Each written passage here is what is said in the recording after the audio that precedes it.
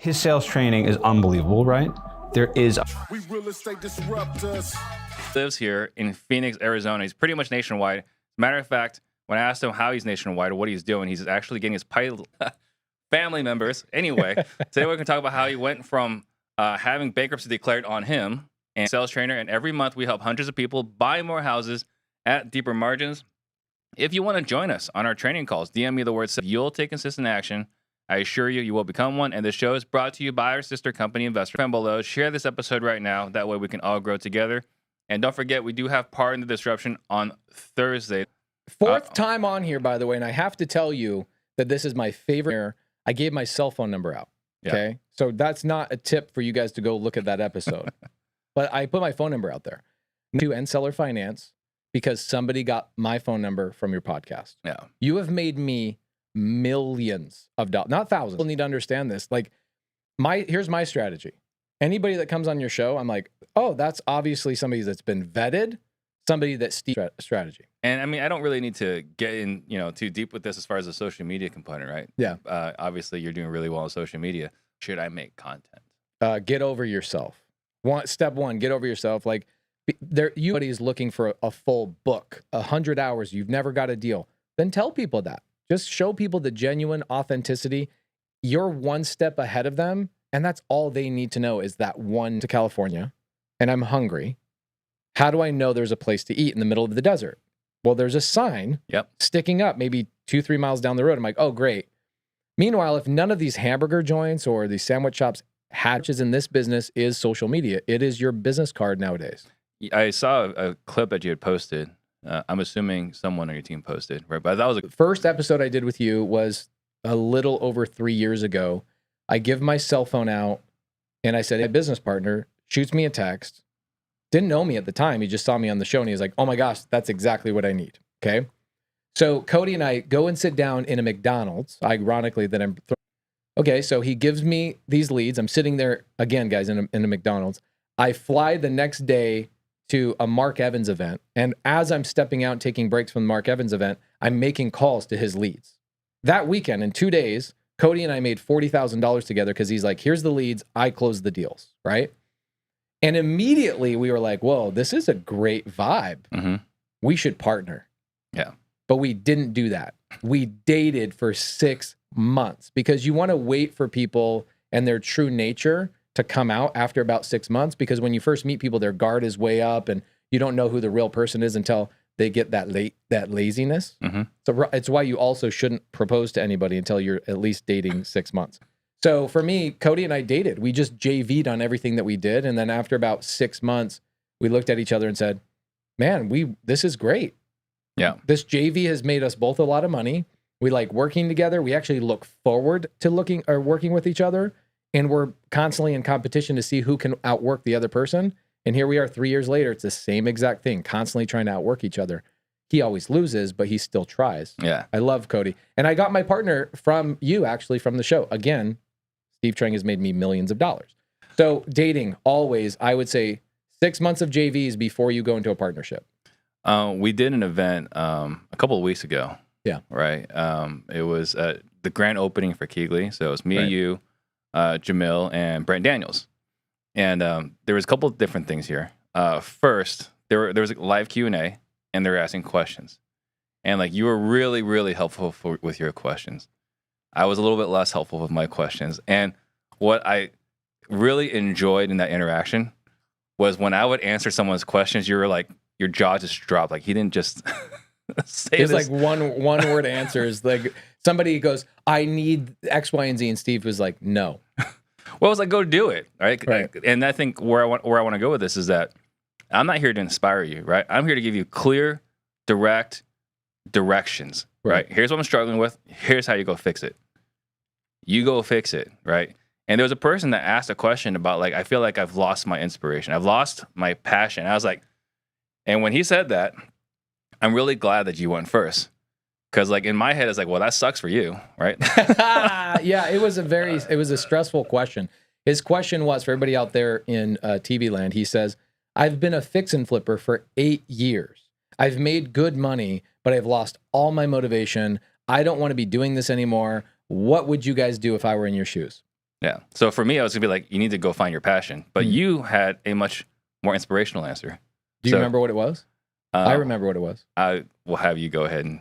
So what I told him is, I said, here's the thing, is that you have nobody else to help but yourself. You're basically going out there and you're an island in this business. You go out and you find the deal. The person that you find the deal with, you're not going to lunch with them. You're not hanging out. You're not becoming friends. Then you go and you fix and flip the project. You don't care about your crews. You're not becoming friends with them. And then you're doing the same thing. You're selling this house through a real estate agent. Again, not becoming friends with anybody. Entirely transactional. Entirely transactional. And I can tell you, I wake up in the morning so excited, especially 4 or 5 years ago here in Phoenix, Arizona. I was collaborating with Steve a lot. All of us were collaborating. And I looked forward to hanging out with my competition as much as I possibly could, because we were collaborating and having a lot of fun. So I said, do that. But here's something more important.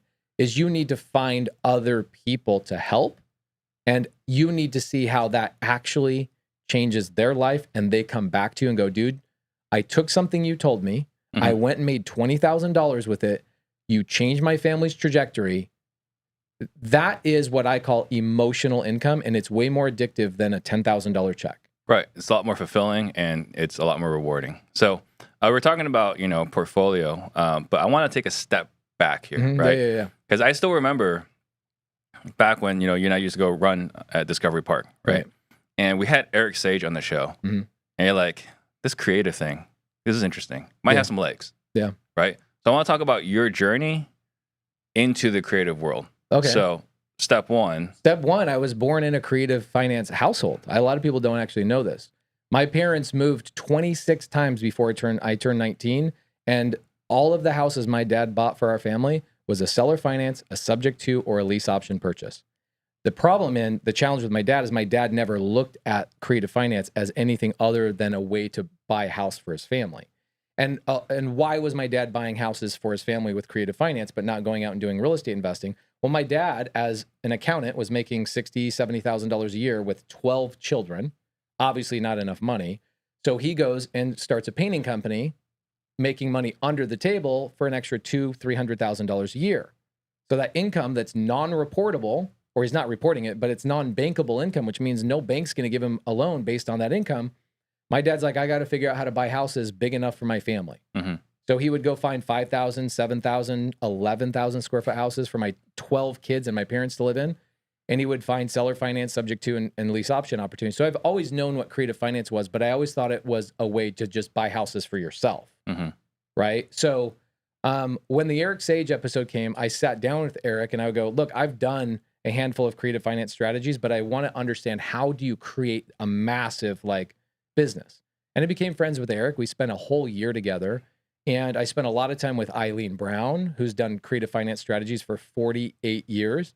I paid for a couple of creative finance mentorships that were absolute trash. You find out that the mentors hadn't done deals in 15 years or so. And I am like, all right, I got to figure this out. So Eileen Brown, Eric Sage, my dad were the three main people that helped me out. Yeah.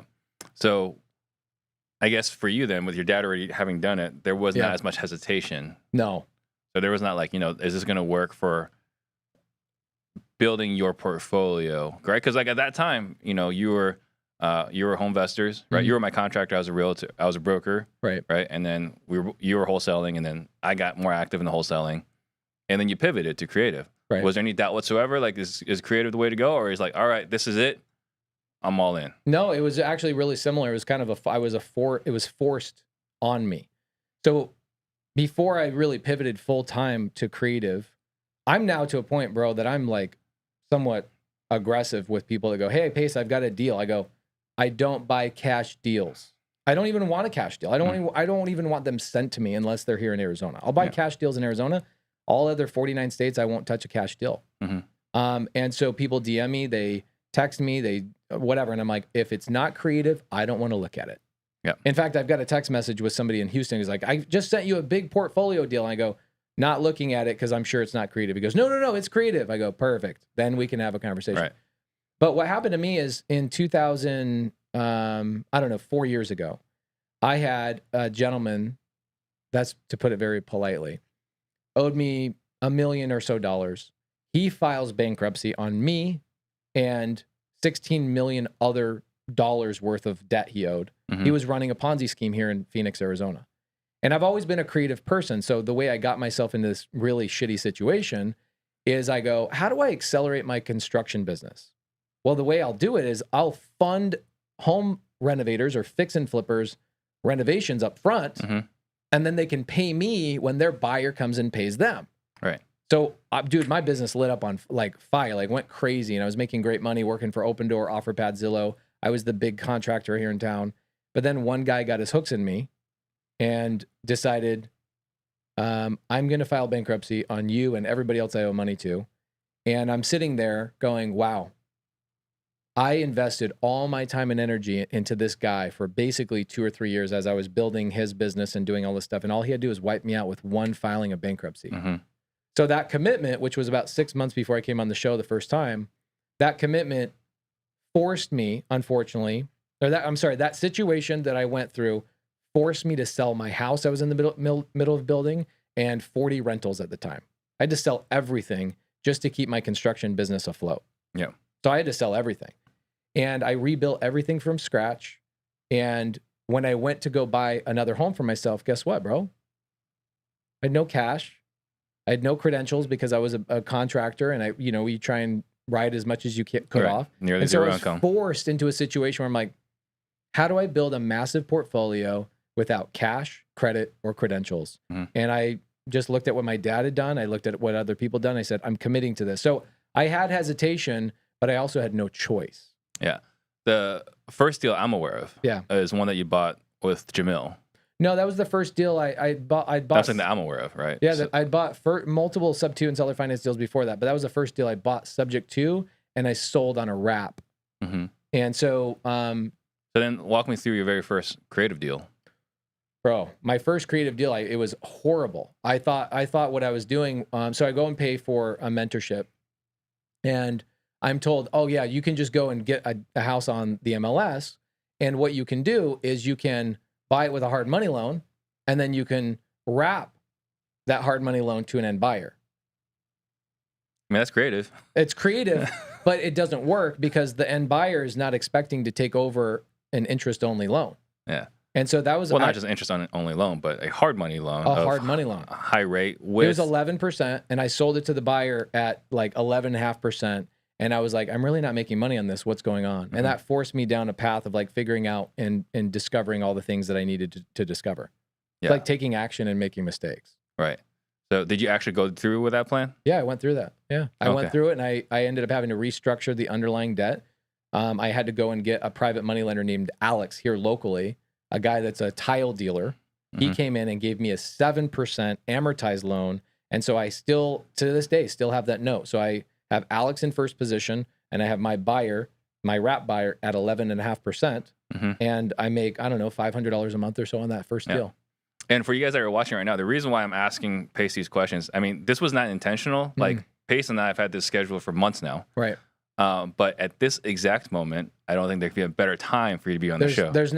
I tell everybody right now, if all you're doing right now is you're trying to learn wholesale, I'm going to start a creative finance. I'm going to create a wholesale mentorship called Good Luck Mentorship. If you're just trying to learn wholesale right now, good luck. Yeah. Good luck. You're going to get left behind. I've been screaming this from the mountaintops for years. And I've even created strategies along the way that didn't exist in the last couple of years, knowing that this was going to come. Yeah. Knowing that what we're going through right now, inflation hit 9.1% this morning. The report just came out. 9.1%. Yeah. The Fed is going to raise the rate where it's at right now, which is roughly 6 to 7%. If I go out and get a mortgage right now, it's going to be 8% by the end of next month. Listings have tripled. So does it mean the market's going to crash? I don't know.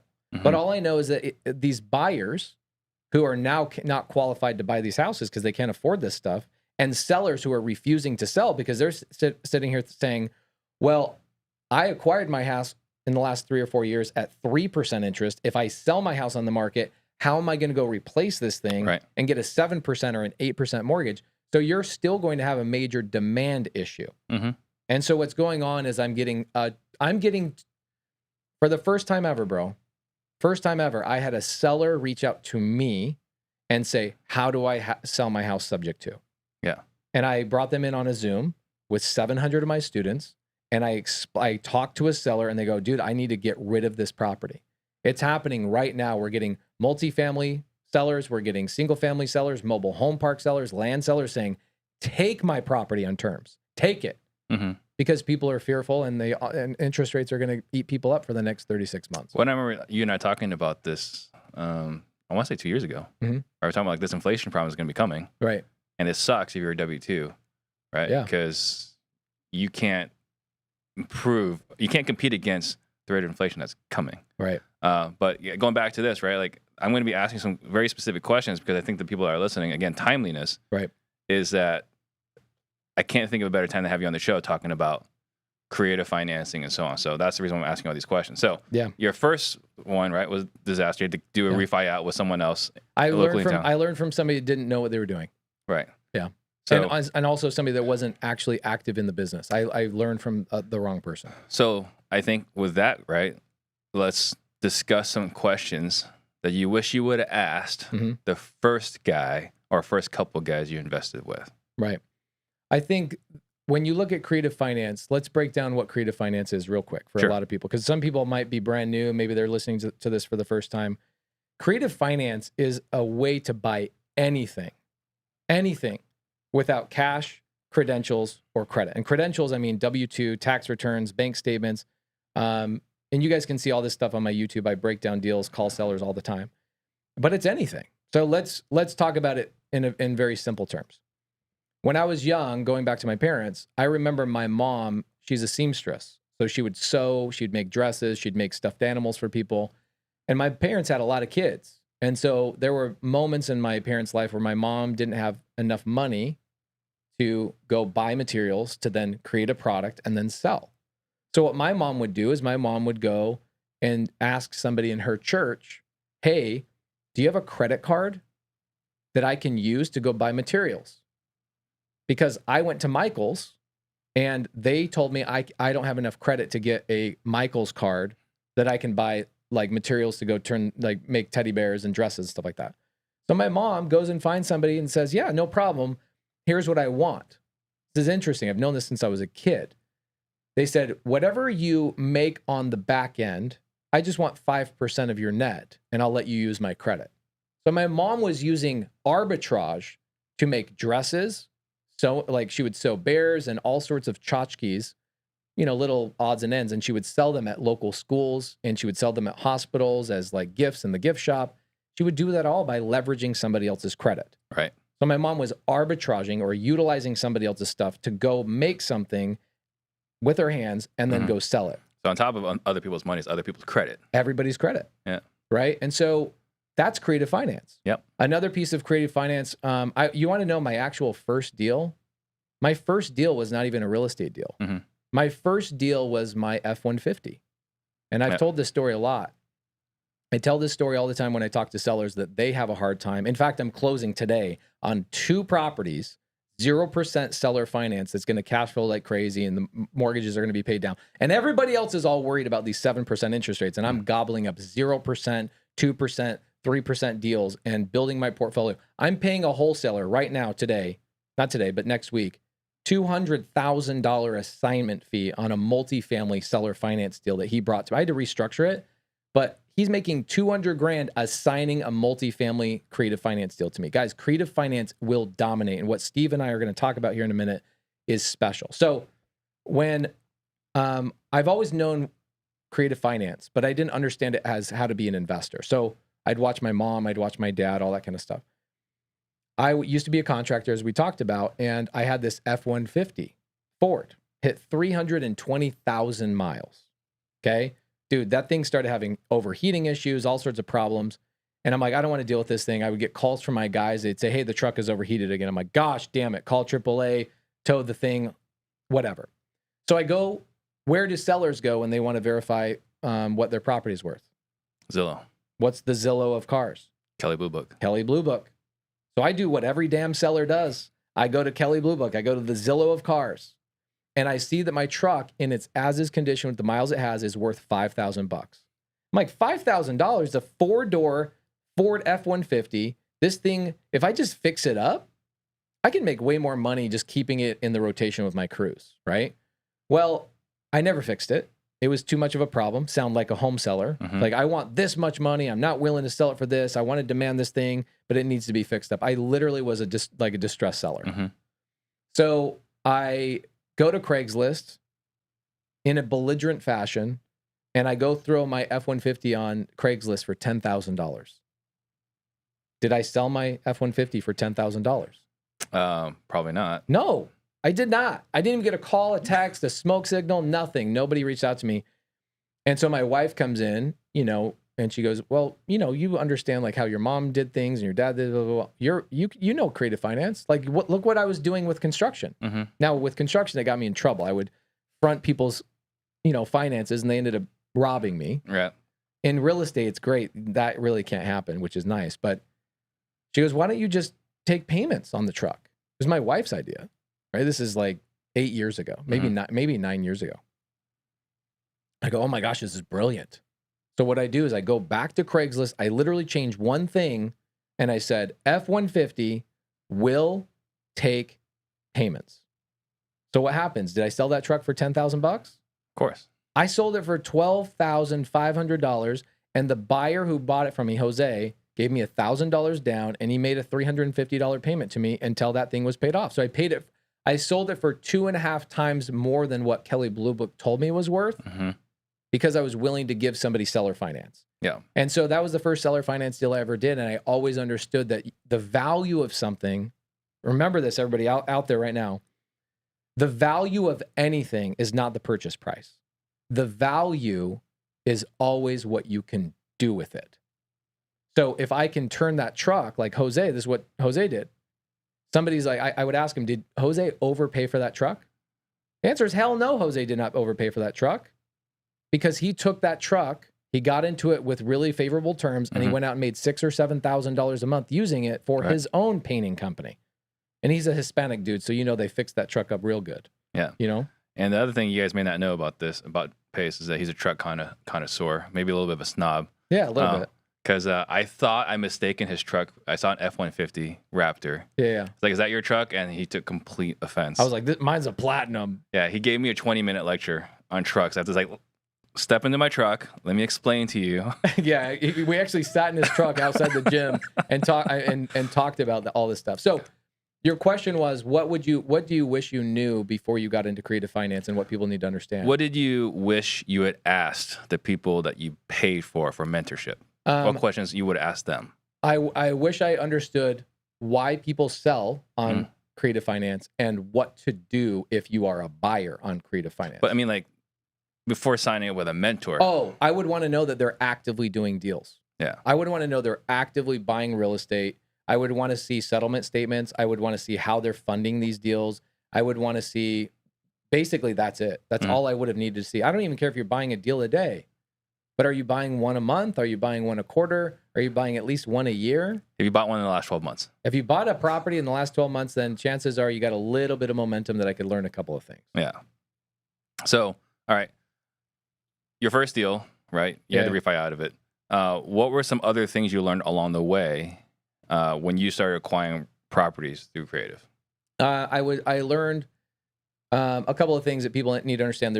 There's two trains of thought. There's subject to and seller finance, and people don't quite understand the two differences between them. Even me, I didn't quite understand. It seems silly, but I didn't understand the difference between subject to and seller finance. I mean, I think we've all been there, right? I don't think there's anything to be ashamed of. In fact, I've had to make 6 or 7 videos on it on my YouTube channel because it commonly comes up all the time. I mean, I think, team, if you guys are paying attention, hell, let's us make a video about that. All right, continue. You should. So the difference, if I understood the difference between subject to and seller finance, I would also then know the difference between the two sellers of subject to and seller finance, because they're not the same type of demographic. No. Right? In subject to, it means I'm taking over somebody else's debt. So think about it as like, I want to buy your car. I can just take over your car payments. That's called subject to. But what if your car is paid off and you don't have payments?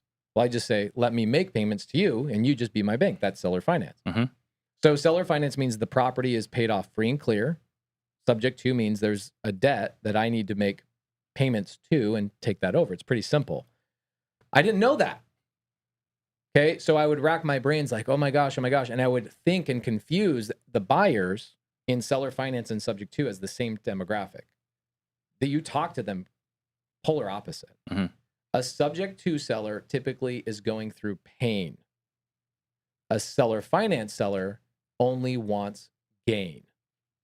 Yep. Okay, so you're going to get a lot of sellers. If you're a wholesaler, you're a real estate agent, bought a lot of deals from wholesalers, bought a lot of deals from agents where I have to come in and restructure it where they say, my seller's out of control. They want too much money for this property. I'm like, that kind of reminds me of my F-150. I looked at the price of what Zillow tells me or Kelly Blue Book, and I'm like, F that. I think it's worth more than that. I'm a belligerent seller just like anybody else. So I go, well, the value of something is not the purchase price. The value of something is what I can do with it and how cheaply I can get into it, right? And so seller finance, typically all the seller wants is to see that they sold the property for a mental, they committed in their minds when they bought the property and when they're selling it. The seller in a seller finance situation is financially savvy, okay? Most seller finance sellers actually know what a no is, a promissory no. They know what seller finance is. A lot of sellers know what subject to is too, okay? These sellers want to win. They want a high purchase price, okay? That's a seller finance. I wish I knew that or way earlier. It took me about a year, maybe 2 years to truly understand the difference between these two sellers. Yep. So when you have a seller that says, I want $300,000 for a $300,000 house, I go, no problem. If I was able to come up to $300,000, would you give me terms? Seller says, what's terms? I then tell them my F-150 story. They go, oh, that makes a lot of sense. I go, so you can see how I can pay you 300 grand as long as it makes sense for me. On subject to, it's always pain. It's always, I owe too much money. And some people right now will go, well, everybody has equity. I go, not the people that did a refinance last year. Yeah. If it's the last 6 months, you don't have equity, but Or more than even 6 months. depending on the market. Some markets, think about this too. And this is another thing I wish I truly understood when I was getting into real estate is what does it cost my buyer to sell their fix and flip? Most people have no clue. They're out there wholesaling deals to their fix and flip buyers, and their fix and flip buyer has to renovate the property, sell it on the MLS, and pay roughly 8 to 10% in selling costs. A lot of sellers don't have 8 to 10% of equity a year after they bought their house. So they go sell their property. It's like, I know I'm a little bit over the place, but let me explain this. If I have a house that is ARV or my Zillow price says, if I go to Zillow right now and Zillow says it's worth 300 and I owe 270, how much equity do I have? Put a comment in the side chat. How much equity does that seller have? $300,000 is what their house is worth. They owe $270,000. People are like, this is obviously a trick. Right. It is a trick because you think that $30,000 is equity. That is not equity. That is called spread. That is not equity. Write this down. Equity is what you have in your pocket after you sell your house and everything is paid off. That's equity. So somebody who owes 270, the house is worth 300, will actually walk out of that transaction with $0. So if you bought a property and actually went up 10% in a year, you still don't have equity. Yeah, you're breaking even. You're breaking even. Yep. And so you get a lot of sellers like, wow, really? This is it? So we're gobbling up subject to deals from people that are in foreclosure. A lot of foreclosures are happening right now. A lot of people they refinanced last year and they don't have any equity. A lot of those deals are popping up right now. Yeah. I shouldn't say popping up. They're flooding the market. They're everywhere. By the way, I think your crowd, your community is alive and well. Oh, great. Yo, my community is the greatest. Yeah, 445 people here, which is a new record. So new record. Shout out Subto. I can tell you the most magnificent thing that I've done in my life is that the burn and all the things that I had to go through with finding the wrong mentors and spending the money in the wrong place and not getting what I needed. What I said to myself is that if I ever created a mentorship, it would never be a mentorship. It would always be a community that is lifelong. And so my students, they join, bro, like I memorize their names. I know their spouses' names. I know the last deal they did. And we're not talking 1,000 people. We're at 5,000 Subto students right now in the nation. I'm going to challenge other real estate educators. We, in my opinion, I believe I'm the only real estate community in real estate. My people are so connected. They're doing local meetups. They have accountability groups. I fly all over with Jamil, see my students, memorize their names, get to know them.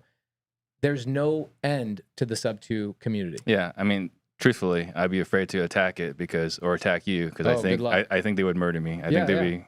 I have at least one person in my Subto community that would probably kill for me. Yeah, I would venture to guess the over under is probably like 5 or 10. Right, but my goal was here's what my goal was with the Subto community always was, how do I normalize the conversation around creative finance? Mm-hmm. Because I there's things that are normal in real estate, like a real estate agent, a broker, a title and escrow agent, right? All these types of things are pretty normal. But my goal 3-4 years ago was, how do I normalize the conversation around subject to seller finance novation agreements? I don't talk a lot about novation agreements, but our group does more than anybody else. Like, we do so many novation agreements. And then we've got it. I get emails from attorneys. Like, I just got an email from an attorney in San Antonio last week that says, Pace, I've been doing subject to and seller finance transactions here in Texas for over 30 years. I've met a lot of dummies, but every time a sub-2 student comes through my doors and opens an escrow, we know it's going to be the easiest file we do that whole week.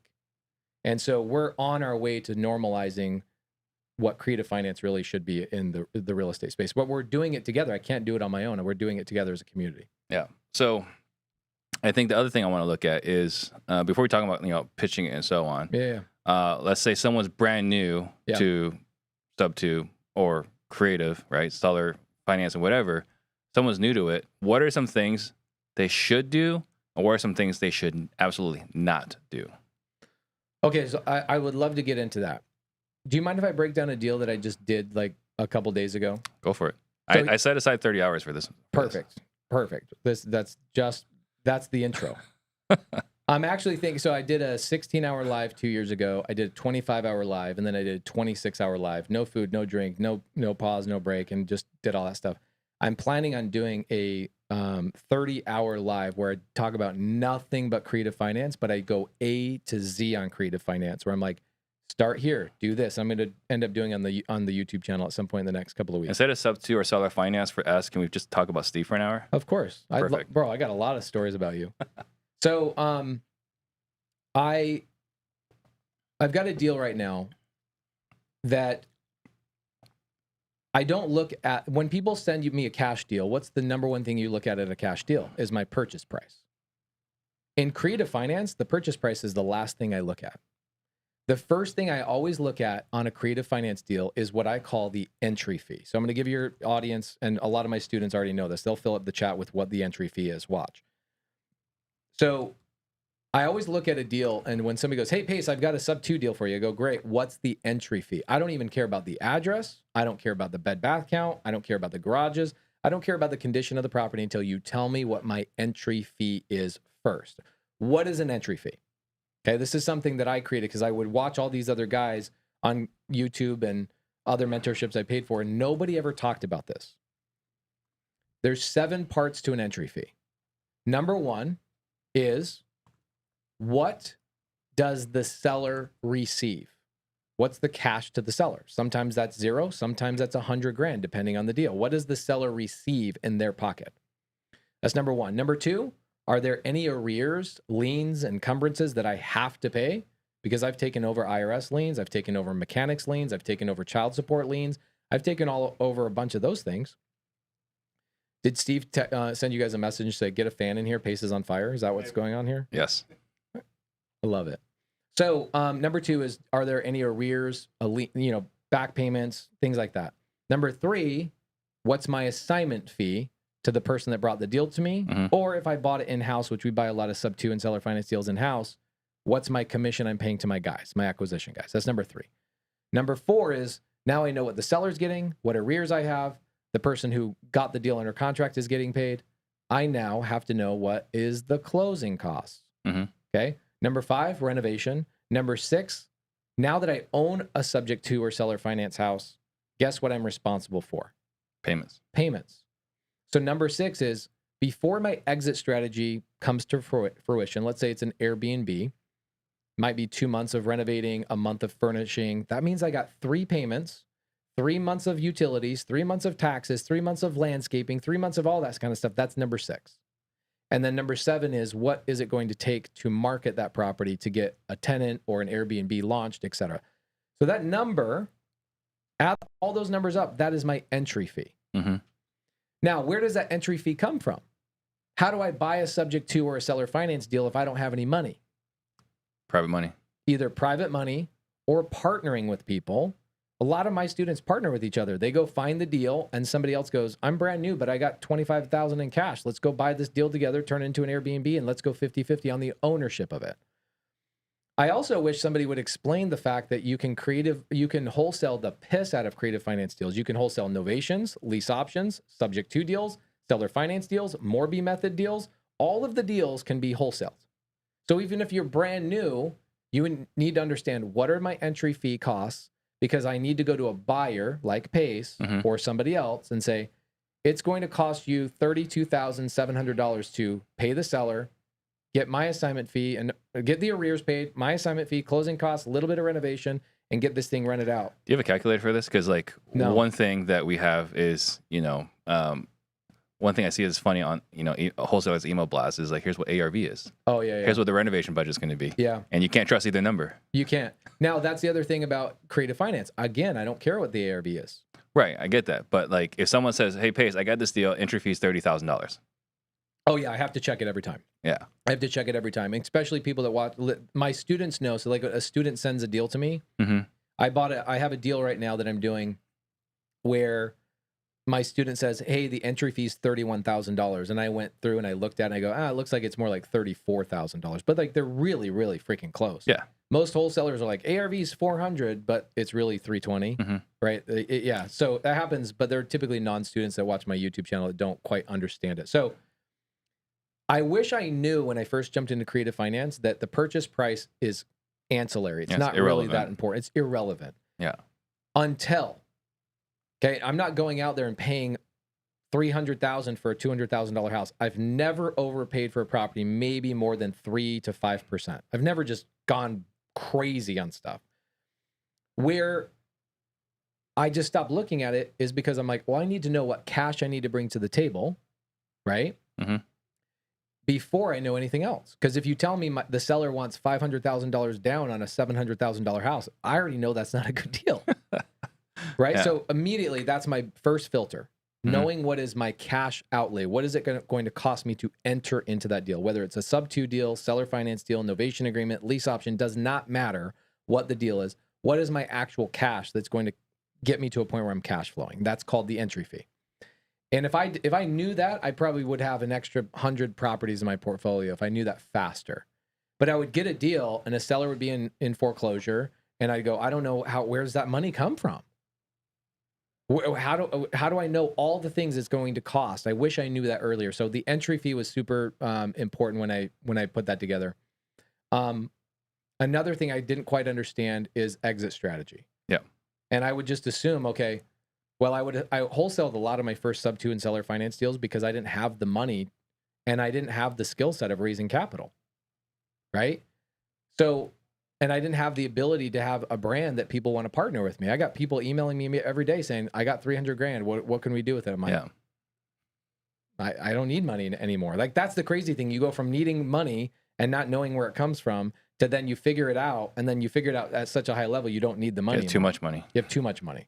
And, that's why we're doing a lot more apartment complexes and stuff like that too. So if I knew the entry fee and I knew what the hell I could do with the properties, I would have been off to the races a lot faster. So I have 26 strategies of what you can do with properties once you get a sub-2, seller finance, any of these things under contract. There's 26 strategies. Wholesaling them is one of 26.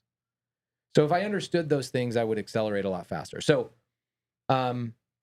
one, knowing the difference between subject to and seller finance. 2, knowing the difference between the sub-2 and seller finance sellers. Number 3, what money is going to, need to be done to bring these things to fruition. And then number 4, how to find that money. Is it a partnership? Is it, I'm going to raise the capital and pay simple interest to somebody? I wish I knew that stuff. I had to figure that out along the way. Right. I've done a lot of 0 down, 0% interest deals. My best deal ever was a deal Am I just rattling, or people want to hear this? I'm pretty sure people want to hear it. I mean, we have almost 100 people in here. Okay, great. People want to hear it. Love it. But the thing is, these are probably 500 of my best friends. They're my Sub2 students. So like, these are my I'm sure homies. one or two of these people are my people, so it's fine. Okay, cool. I'm talking to the one person. All right. So one of the best deals I ever did was a wholesaler came to me. I'll give you guys the address if anybody wants to pull it up. 1906 South 78th Place in Mesa, Arizona. You guys can pull it up on Zillow. And it's a little 3-bed, 2-bath mobile home in a pie-shaped lot. Wholesaler comes to me, and she says, hey, Pace, I'm talking to the seller. I cold called her, and she wants $100,000 for this deal. This is a seller finance deal, guys, so when you're writing this down, just remember this. She wants $100,000 for this deal. And I go, okay, well, if it's a cash deal, that means you could probably got to buy it at what? What would you have to buy? ARV is 100,000. What would I got to buy this thing at? Rough 70, 75. As a wholesaler or as a cash buyer? Oh, as a cash buyer. As a cash buyer, 75. Maybe I put 10 grand into it, list it for 100. Maybe I could walk away making 10 grand, maybe, right? Right. But most of the people talking to these sellers are who? They're cash buyers, they wholesalers. Wholesalers. They're wholesalers. So this seller's getting offers at 40 grand, 50 grand. And she tells this wholesaler, don't even bother me unless you have an offer at $100,000.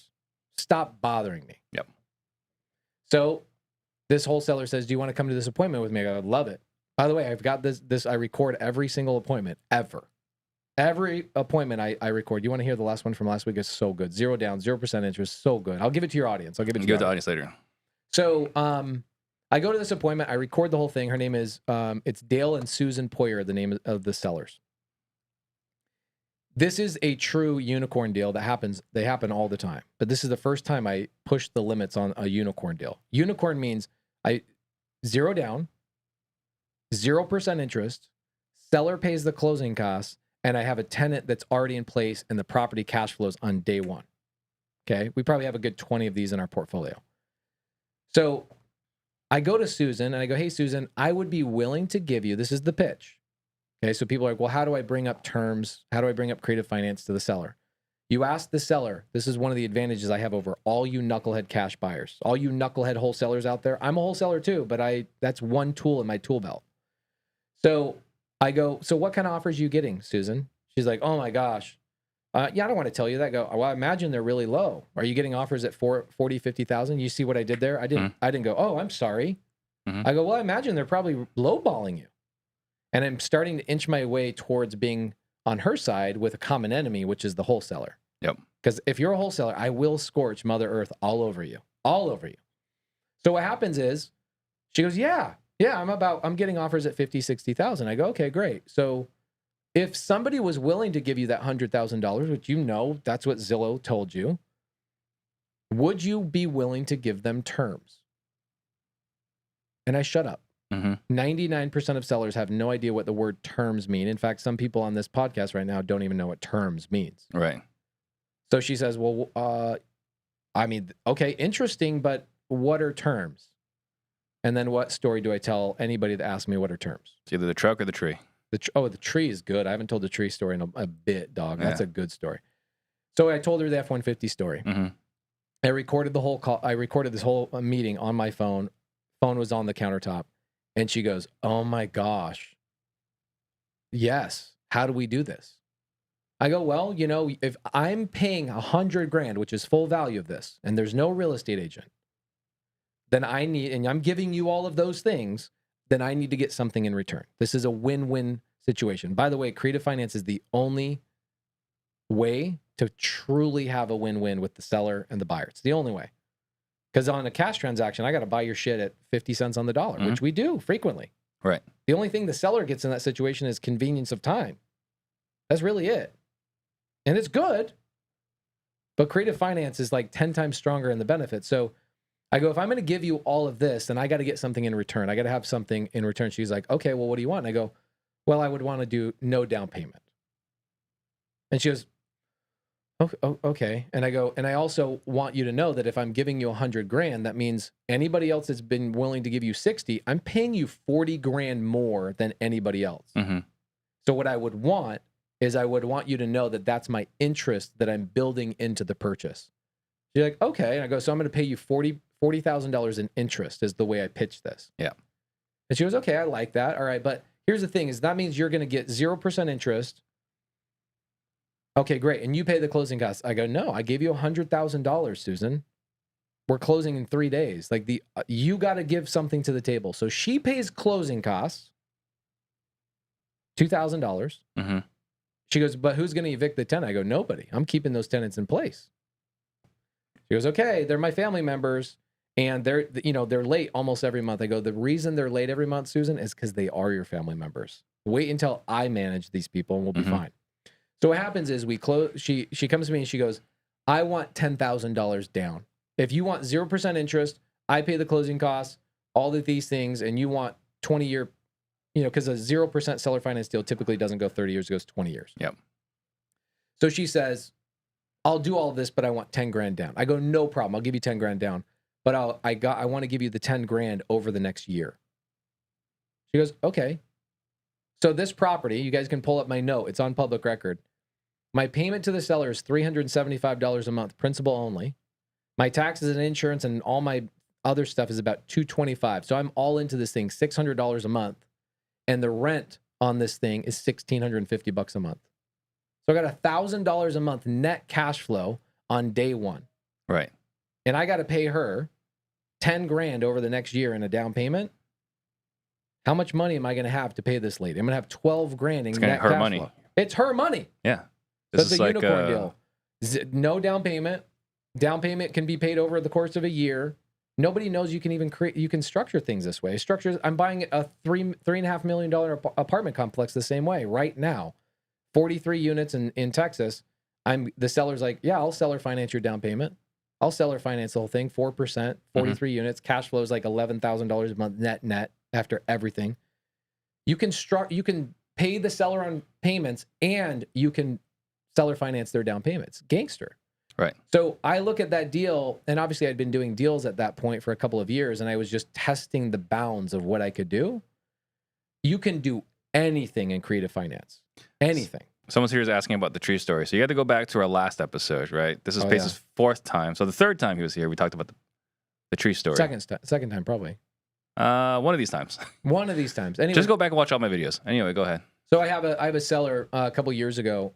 This was one of my acquisition guys was having a really hard time overcoming a seller. So the only time I go to appointments now is that a seller can't get over taxes, or there needs to be a more creative structure than my acquisition guys can do. So my acquisition guy goes, dude, this guy just can't get over this subject to seller finance situation. He knows that you're going to pay more money and it makes more sense for him, but he doesn't quite understand, taking the money now versus taking more money over a longer period of time. I go, okay, no problem. So I meet with the guy, same thing, record the thing in the I'll give this in the show notes. Maybe you guys can give this Dropbox away, or like on a Dropbox link or something.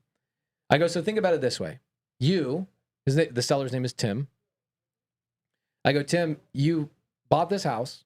It's appreciated in value. It's actually made cash flow for you because you had tenants in here for a long time. So essentially, it's like planting a seed of an orange tree, and this thing sprouts up and starts producing fruit. You're super happy with it. You've got pride in it. And he's like, yeah, actually, yeah, this is kind of like my own little fruit tree. I go, cool.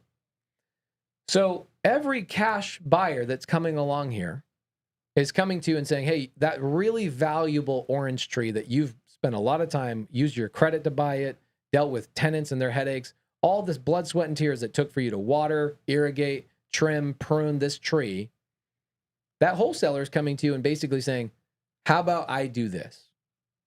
I'm going to cut the tree down. I'll take the branches and the oranges and all the seeds that come with it, and I'll just chop down the trunk of the tree, give you the firewood so you can just go burn it. And he was like, damn. And I go, that's what's going to happen. You're going to get rid of this producing tree. Whereas with me, I go to you and I go, why don't we just keep the tree in place, let it keep producing fruit, but instead of you having to manage the tree, let me manage the tree, and I'll give you a portion of the fruit of this tree for the rest of your life or for the next 30 years. He's like, oh my gosh, You're right. Why would I ever sell a property for 50, 60 cents on the dollar? I go, probably because somebody told you your house is a piece of shit and they need to renovate it and they got to make money too. And all the lines that I say to other sellers, that it actually makes sense for me to say that to those specific sellers. But for you, Tim, you're in no pain. So really, you should be focusing on what's your greatest gain. Yep. So I ended up buying that deal because of the orange tree story. He's like, I don't want to chop down my tree. I want to keep, he's like, you can keep 90% of all the fruit. So the way I structured that deal is I turned that into an Airbnb and I let him have I make a payment to him for the seller finance. Right. But on my Airbnb, I also give him 7% of my net on top of his payment. You're actually giving him the fruits. I'm giving him the fruits. So you were talking about preferred exit strategies, right? So I know there was one, we were talking a while back about this. There was one that you loved more than any other. I loved lease options at a point. Yeah. Okay. So you no longer love lease options. I won't touch a lease option anymore. All right. So you tie up a deal.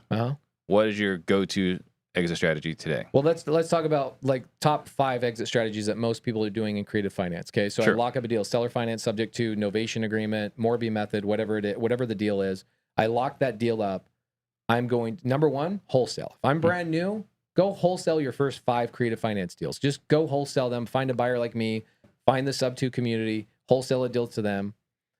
That's number 1. Number 2, when you're brand new and you want to start getting cash flow, you take that deal and you wrap it to an end buyer. And what does that mean? That means I'm going to take over the payments at, let's say, $1,000 a month, and I'm going to go find a buyer that's willing to pay me $1,400 a month.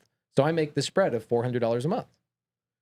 And the great thing is if I wrap it, that person becomes the buyer and the owner of the property. And all I do is receive a $400 payment, $1,000 payment, whatever it is that you structure. I have no issue. I don't have to pay the taxes. I don't have to deal with tenants. I don't have to deal with toilets. I don't have to deal with any of that trash, right? Right. And so that's number 2. Number 3, and the downfall to selling a house on a wrap, guess what? You don't have ownership of that property. Right. But you do have cash flow. And so that's a great preferred method for newer people.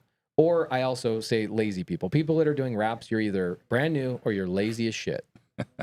Okay? Because true wealth is not built by just getting cash flow. Okay? True wealth is by having your tenants crowdsource your retirement. And your tenants are paying down the mortgage, they're paying down all the interest and all that stuff. So number 3 was lease options for a while. That was my next phase, was lease options. Because lease options, what we found is that I'd buy a Subto deal or a seller finance deal, and I would turn around and sell it on a lease option.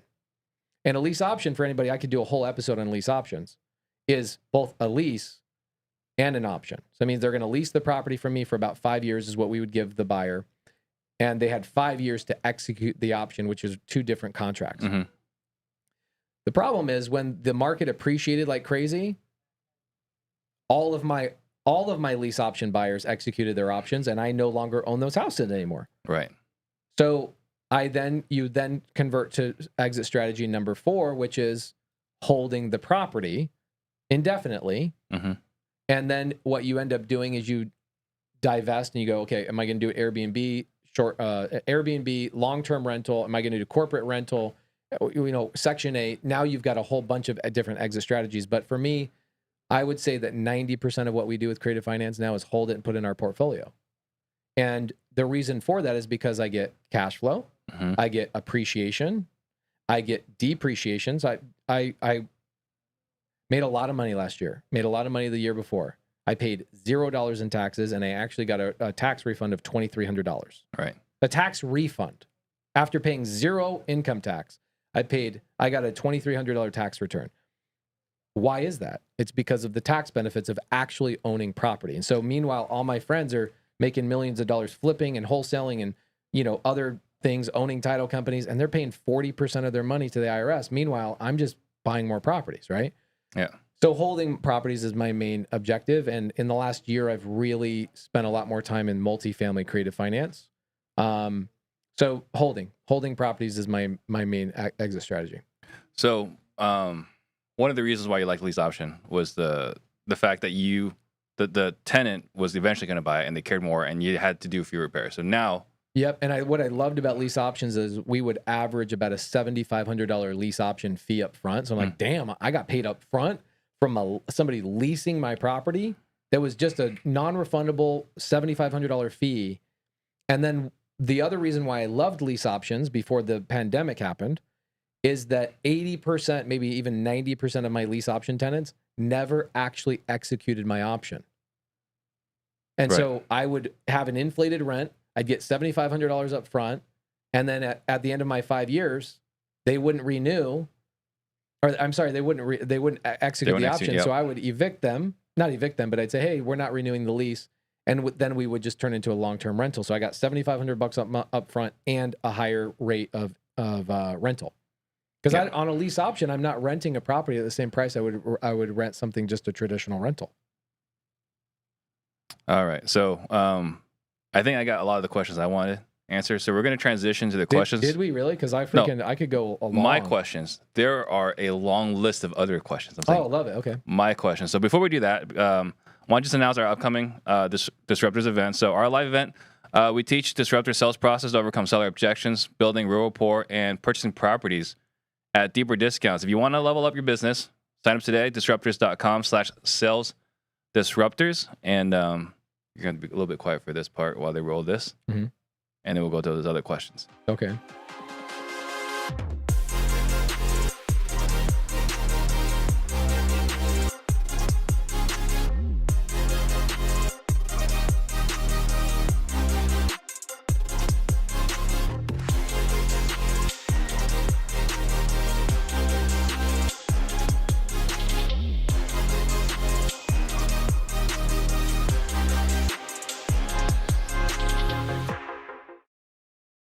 His sales training is unbelievable, right? There is other sales training in theory. Going through this stuff with how he breaks down his business is like invaluable, because there's no other way to get this type of access with someone who's such an open book about every little thing that is completely applicable to my business. Anyone who wants to bring their business to the next level, anyone who wants to close 30, 40, 50% more of the deals, there's no one who wouldn't benefit from being better at sales.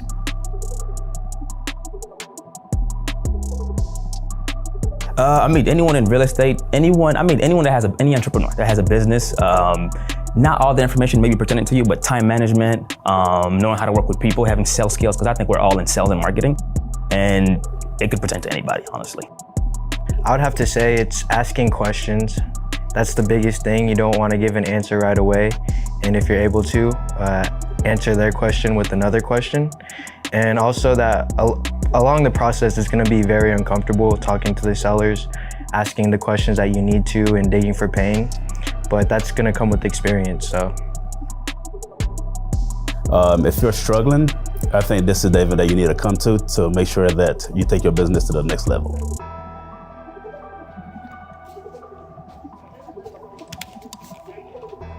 It's a good question. So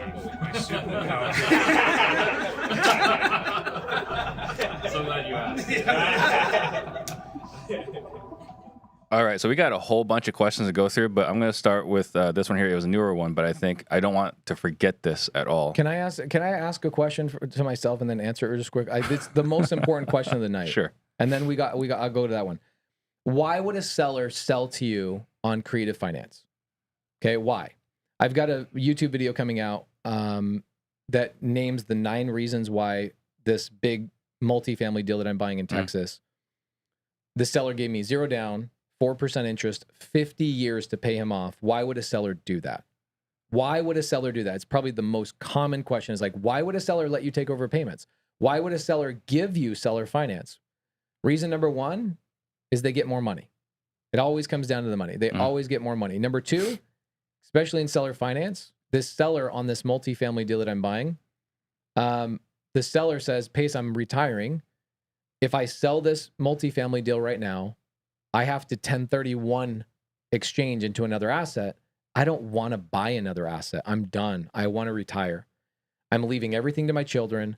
So the smart thing for me to do is just to charge you an interest rate and let all those payments go to my children even after I pass. So tax incentive. The sellers don't have to do a 1031. They can get massive tax incentive by selling a property to you on Creative Finance. The sellers will make so much more money selling to you on seller finance, which is why when you jump into the multifamily space, a lot of sellers are willing to sell to you on seller finance. They're more savvy, right? Yep.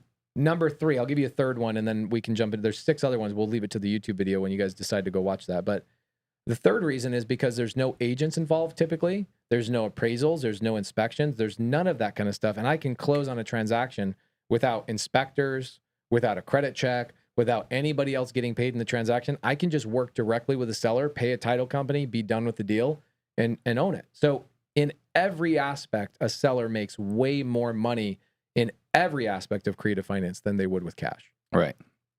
All right. So the question I want to make sure I don't forget to ask right here, Rick Dot, is what's the best way to learn all about these different methods of creative finance if you're a beginner to real estate investing? My YouTube channel. I'm the #1 YouTube channel on YouTube for creative finance. #1. Most subscribers, most videos, most in-depth stuff, me talking to sellers. The second place I would go is go to my free Facebook group. I have 5,000 students that are helping out 50,000 non-Subto students in my Creative Finance with Pace Morby Facebook group. I've got people making hundreds and hundreds of thousands of dollars in that Facebook group just doing deals with each other. Yep. And then Candace Anu wants to know who mentored you. My dad, my mom, probably about 10 creative finance people, Mitch Steven, Ron LeGrand, not as a mentor, but we've become friends over the years and we'll trade notes and all that kind of stuff. Eric Sage, Eric Sage and I will voice memo each other all the time. Like, hey, I'm about to do hypothecation on this 10 button, blah, blah, blah, blah, blah, blah, blah. Like stuff that mostly would melt people's brains of like what we're doing. I have people that I collaborate with in the creative finance world. Yep. All right. So on Facebook, Eileen Brown, shout out Eileen Brown. Honestly, Eileen Brown has probably been one of the most helpful people. I understand paperwork on creative finance better than anybody on the planet. And it was because of Eileen Brown. And actually, shout out to you. I was having an issue with one of my attorneys on the paperwork. I was using an attorney in Texas for about 2 years. And then you introduced me to Sean St. Clair. Sean St. Clair writes all the contracts for all of our Subto, seller finance, novation agreements, all that stuff. He's amazing. Yep. There you go. So on Facebook, Diego wants to know, I got a VA loan, 0 down to a quadplex. I want to milk this guy for as many times as I can. What do you think people do with VA loans? In terms of acquisition or going and buying more properties? The challenge with you as if you have VA, you have the ability to go get a VA loan, right? You're a veteran. The Veteran Association will give you a certain allotment of how much money they'll give you. So let's say that some veterans they'll give $500,000 to. So you can go buy 2 properties at $250,000 with 0 down on a VA loan. You can actually have 2 VA loans. Right. But if you go and get some house at $500,000, you're going to eat up all your VA credits on one property.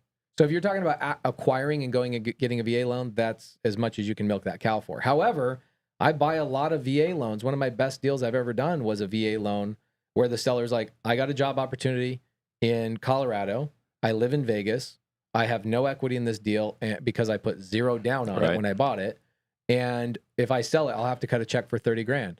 I go, let me just take over your payments. It's one of my best producing Airbnbs right off the strip in Vegas.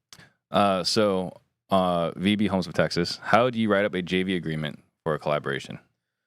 I have a JV agreement that I give to all my students. These are the great things about having a mentor that's actually in the business, that when I do something or I create a document in my business, I give it away to my students. So I would suggest in the side chat, find my students, collaborate with them, and have my students help you out.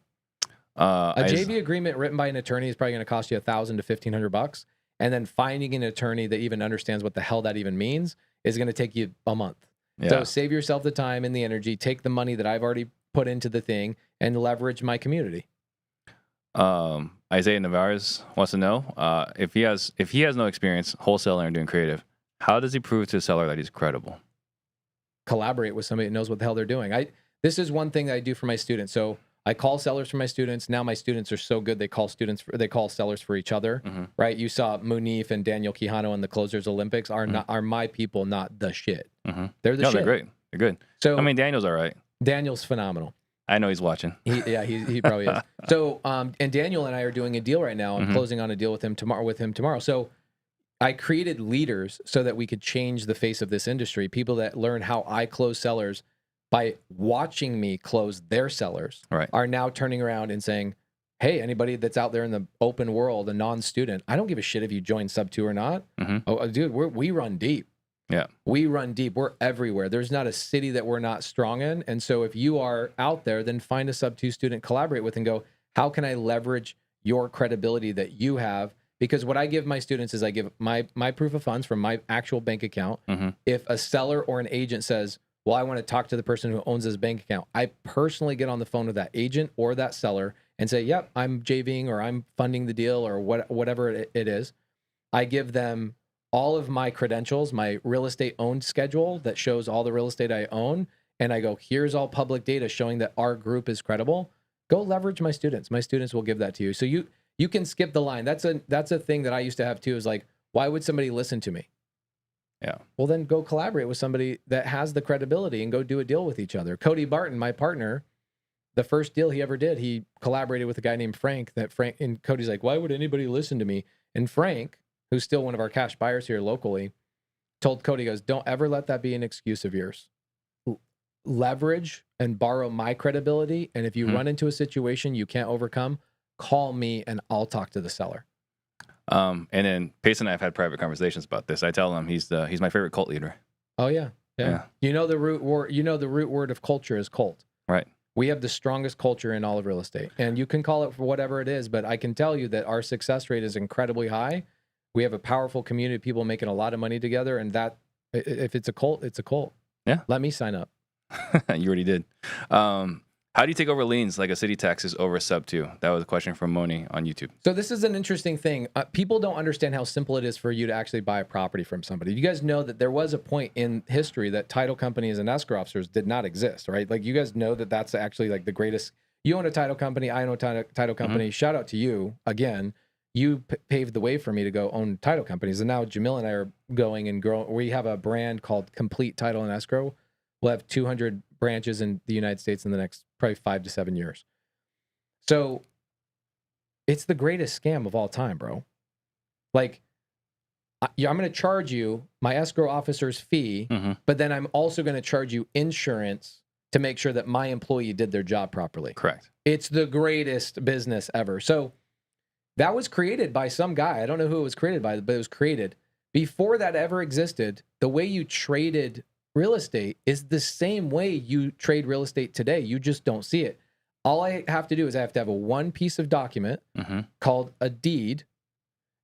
Steve signs his name as the seller. I sign my same name as the buyer. And we go and record that at the county recorder's office for $17. And I'm the new owner of his property, regardless of what he owes, who he owes it to, and how much he owes. It doesn't matter. I can literally take over any property right now. Whoever asked that question, what's their name? Moni, I could fly to your house right now, meet you on your doorstep, have a deed signed by you with a notary. A notary would have to be there with us. And I would then take that piece of paper, one single piece of paper, walk down to a county recorder's office, pay $17, and I'm now the owner of that property. I don't need a title company. I don't need an escrow officer. I don't need a closing attorney to buy any real estate in the country, any state. Is it $17 now? It's probably more than that. I remember inflation, guys.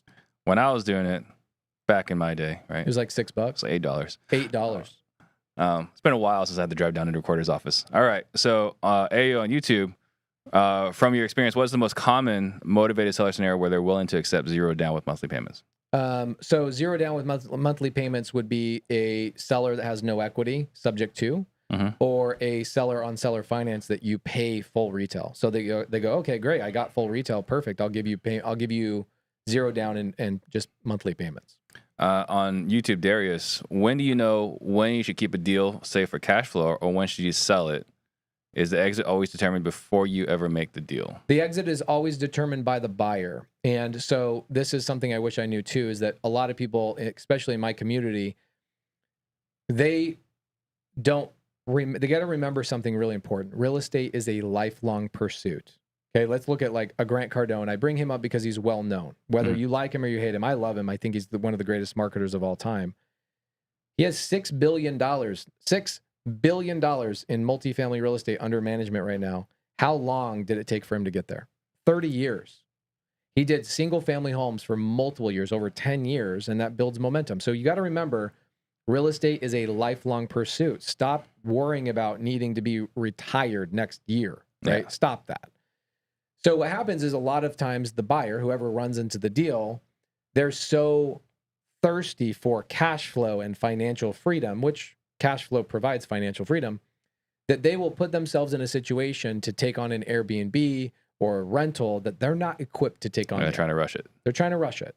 So in that situation, if you don't have money in the bank and you don't know how to manage a tenant, then take that deal and wholesale that shit to me. I'll pay you an assignment fee, put money in the bank, keep doing repetition. By the 5th time or so, 6th time, you see how the paperwork works. You see how this whole process works. You go, all right, now what I advise my students is the next phase is for every 5 deals you wholesale, buy 1 deal and put it in your portfolio. And you'll get to a point after a year, maybe 2 years, where now it's like, I'm going to do 5 deals. I'm keeping 4. I wholesale 1. And that's the phase I'm in right now. Yep. So Ingrid wants to know. Love Ingrid.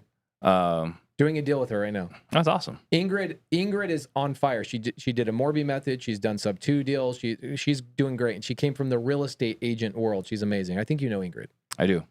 She's a recent signee under us at Real. So really appreciate that, Ingrid. Love it.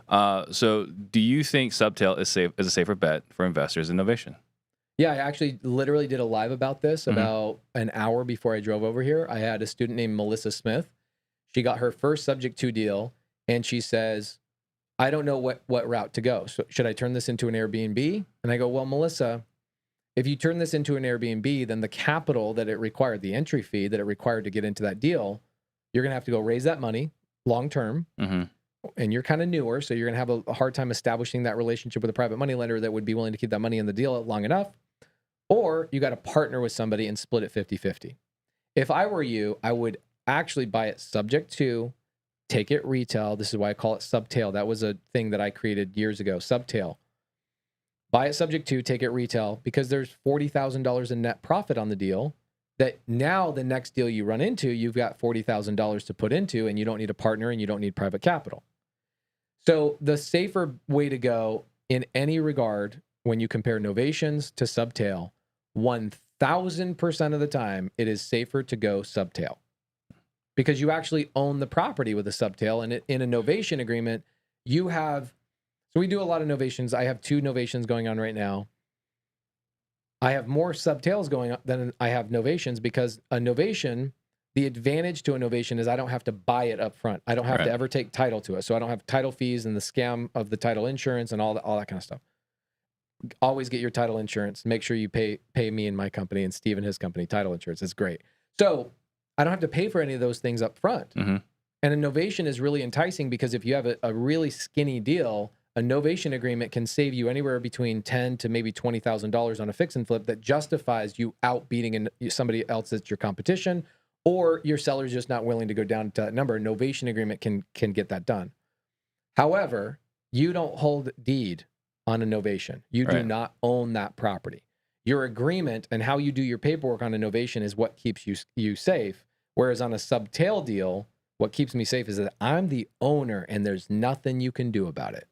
So if the seller changes their mind mid-process, I don't have to sue them, which I've had to do on novation agreements. A Subtail, I have a seller that's like, hey, this Subtail is taking a little bit longer than we thought. I go, yeah, it's hard to get a labor. It's going to take 30 more days. They go, well, I'd like to just maybe, can I get a little bit more money because it's taking more time? I'm like, you've already been paid. Why are you even calling me?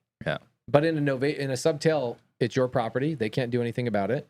In a novation, if a seller decides and they see how good of a job you did on the renovation and how much you're listing it for, what do you do when a seller says, I'm not going to sign anything until you pay me an extra $25,000? Yeah, your recourse is very little. In that regard.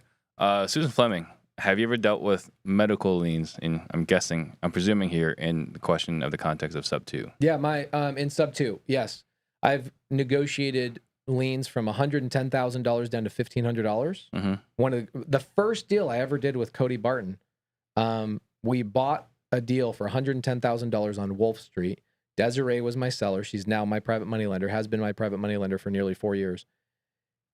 We bought that property and we go open escrow and we find out she has a $110,000 baby mama lien or a child support lien from the previous owner because she bought it on a quitclaim deed. Got it. And so I had to go negotiate that, get it down to $1,500. So I have, here's the liens that I currently own subject to. I have 2 IRS liens. I have 2 air conditioning liens. So people that bought an air conditioning unit in Arizona, we have like, it costs $12,000 to get a really nice air conditioning unit here, like a train, and people get them on payments, right? So the people who own the house went and got a train unit. The installer charged them $12,000 and gave them credit. So they bought their air conditioning unit on credit, and then I took over their house and the air conditioning unit, all subject to. So I have a payment to the house and I have a payment to the air conditioning unit subject to. Right. You can take air conditioning units, IRS liens, child support liens. I have a property in Dallas, Texas. I'm taking over a county lien, like a little like issue they have. I've taken over HOA liens. I don't currently have any HOA liens, but you can take over any type of lien subject to. Are you getting those as an exception on the title commitment? Yep, 100%. Got it. Daniel Kihana wants to know, when are you taking your shirt off? I was naked most of the morning. You actually walked in here naked. Look at my Instagram. I walk around naked. So 180 cash buyers, our team wants to learn from you. Paste, there you go. So subto.com, is that where they go?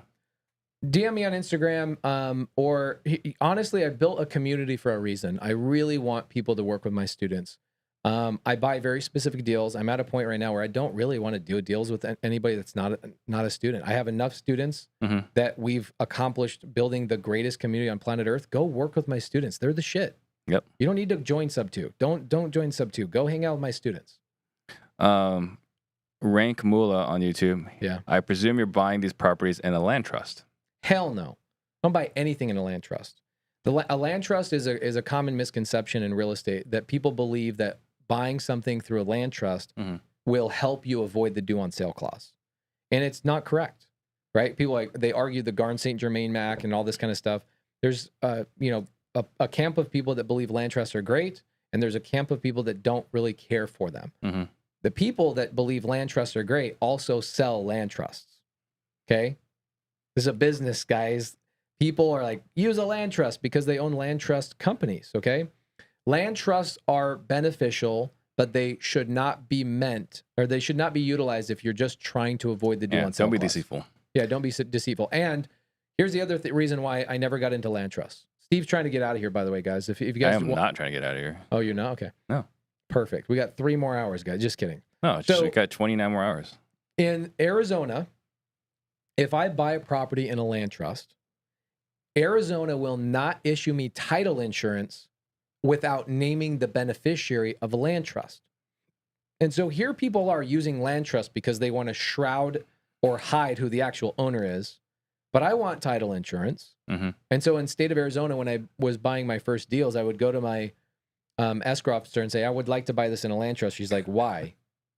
I'm like, because that's what people tell me that I should do. That's what the experts say. That's what the experts say. She's like, let me guess. Are they the ones selling you the land trust? I go, shit.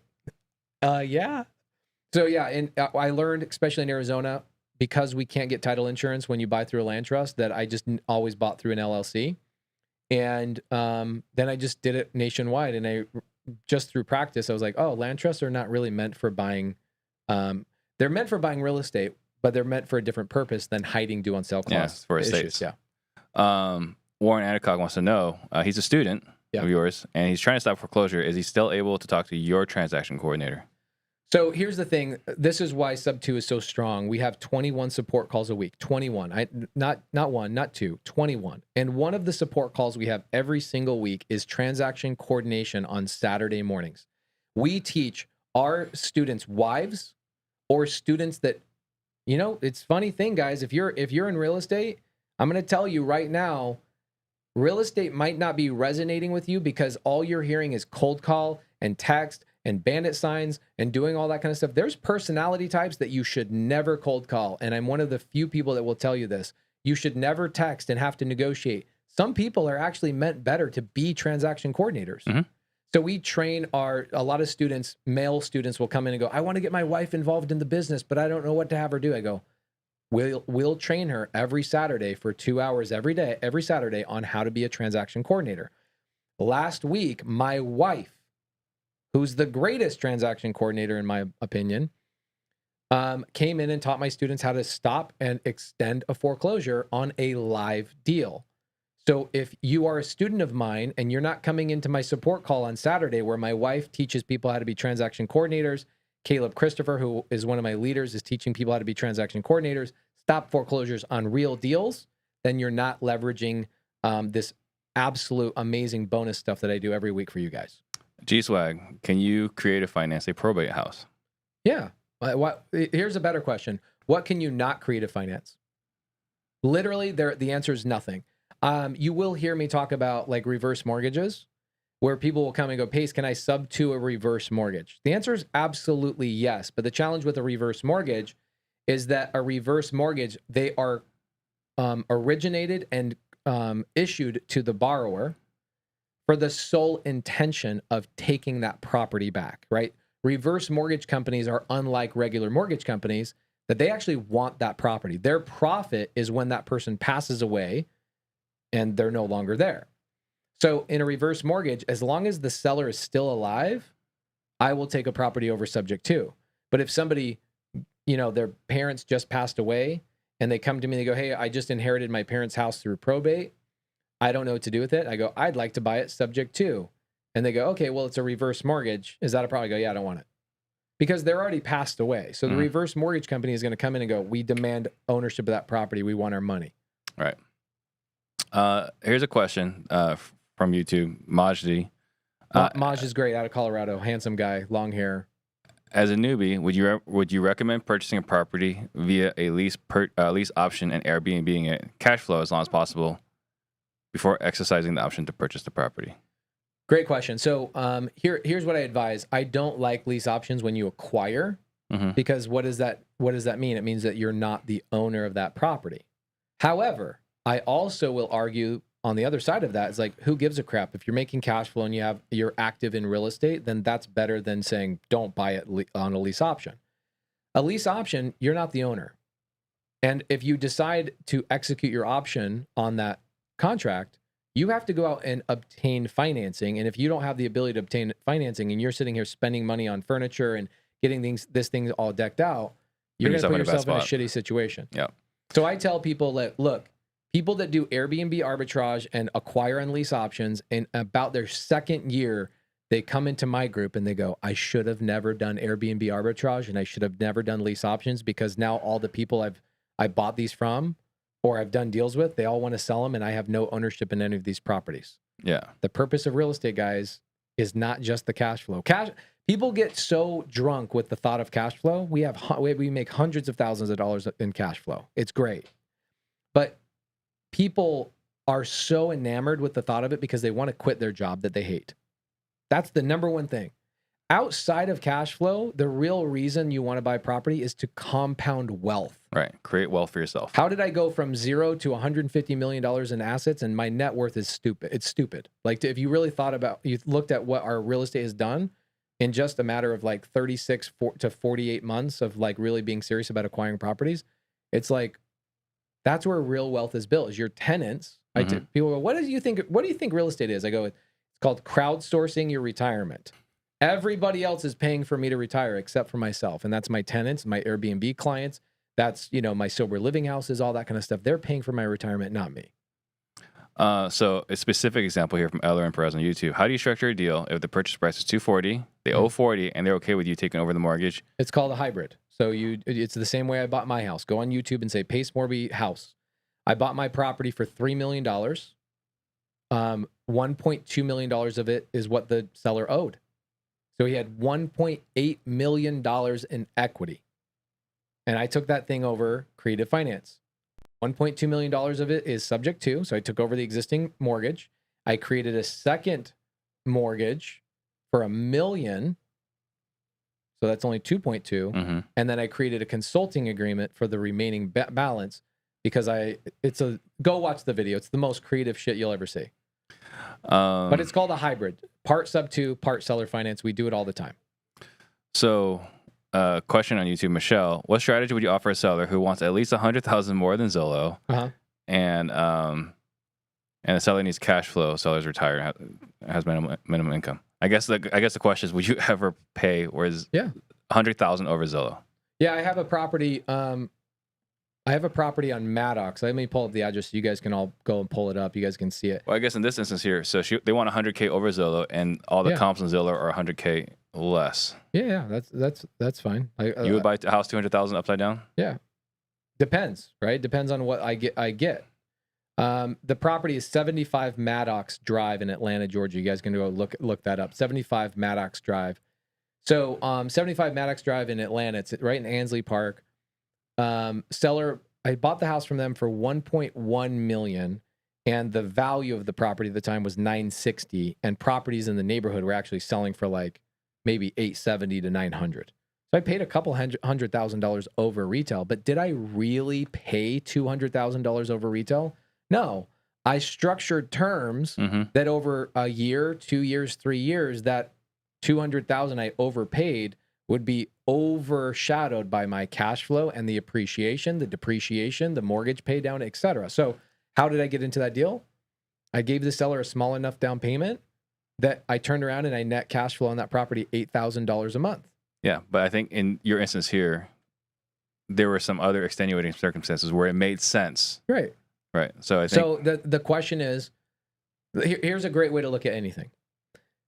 Steve, would you jump out of an airplane with no parachute if I gave you $100,000? It was on the ground. Don't get to the punchline too fast. Sorry. Would you jump out? And most people, their answer is like, hell no, I would never jump out of an airplane. Okay, great. Would you buy a $100,000 house for $1 million? It had to be some extenuating circumstances Right, to it had justify to be some crazy term. So what if I told you that I would sell this $100,000 house to you for $1 million, but all you have to do is pay me $1 a month for the next 1,000,000 months? Yeah. Would you now buy it? Yes. Right. So the purchase price, the value of the property is not the purchase price. The value of the property is what I can do with it. So the better question to ask yourself is, what could I do with this property? What is my income on this property? And then how do I go to the seller and say, how do I pay you less than what I'm bringing in? And that is how you structure a deal. Start with what you can bring in. The value of anything is based on what you can do with it, not the purchase price.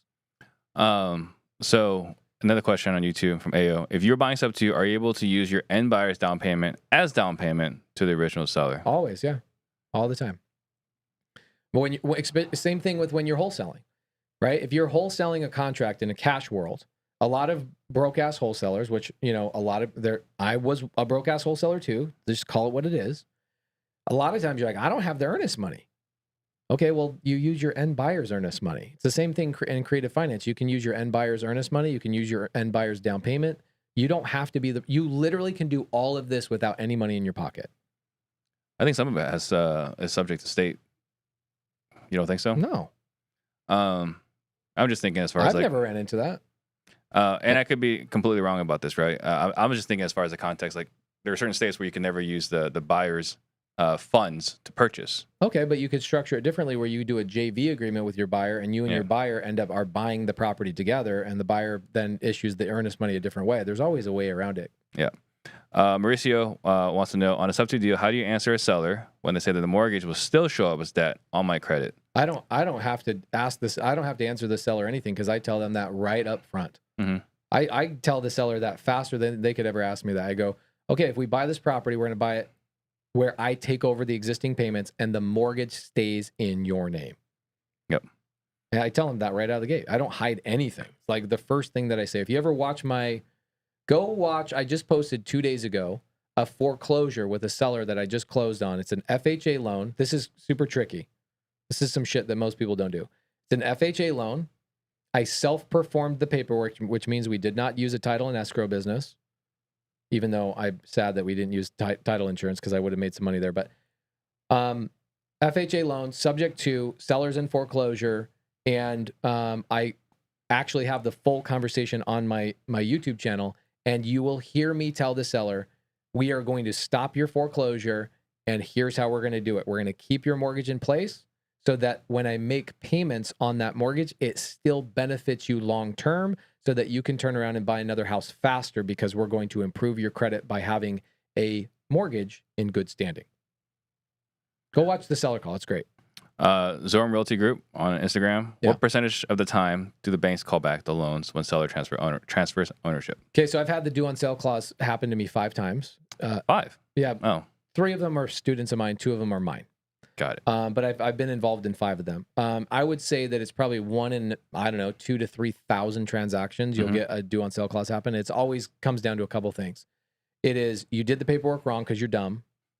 2, you transferred insurance incorrectly, or 3, you reinstated the mortgage too fast in a foreclosure situation and closed the same day. So the mortgage company ends up seeing that. There you go. I know I'm going really fast on this, guys. Normally I would deep dive on that one topic for an hour, but we don't have that much time. So BMAC on YouTube, how much is your Subto mentorship? It's sold out. Don't join it.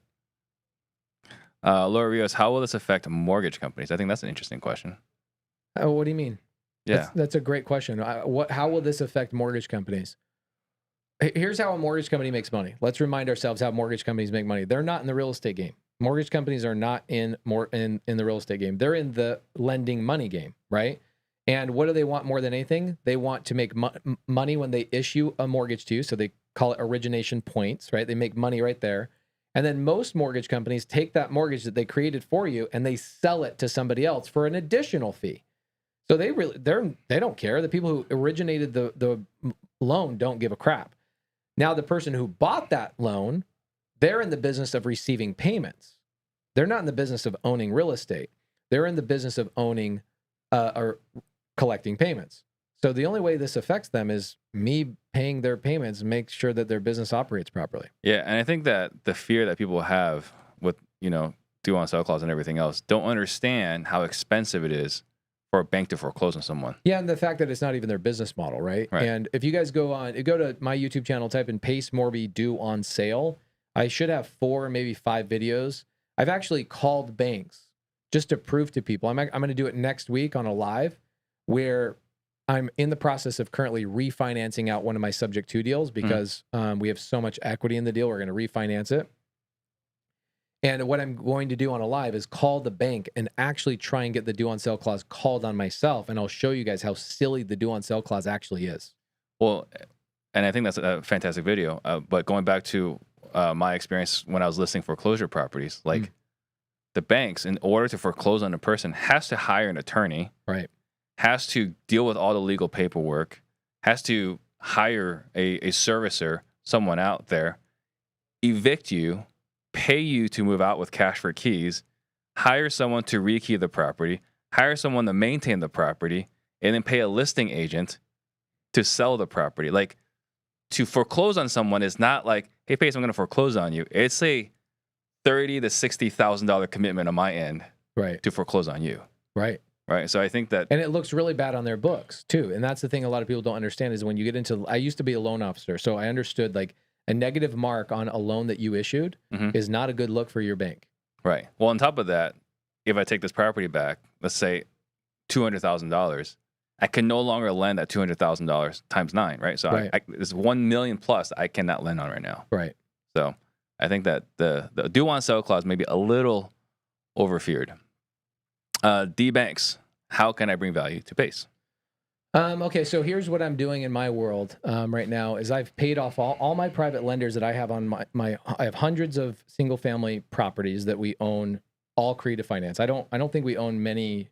I'd say we probably own 30 properties that we're done with the BRRRR strategy, so we have traditional financing on them. 30, maybe. I'm surprised you made it past 2.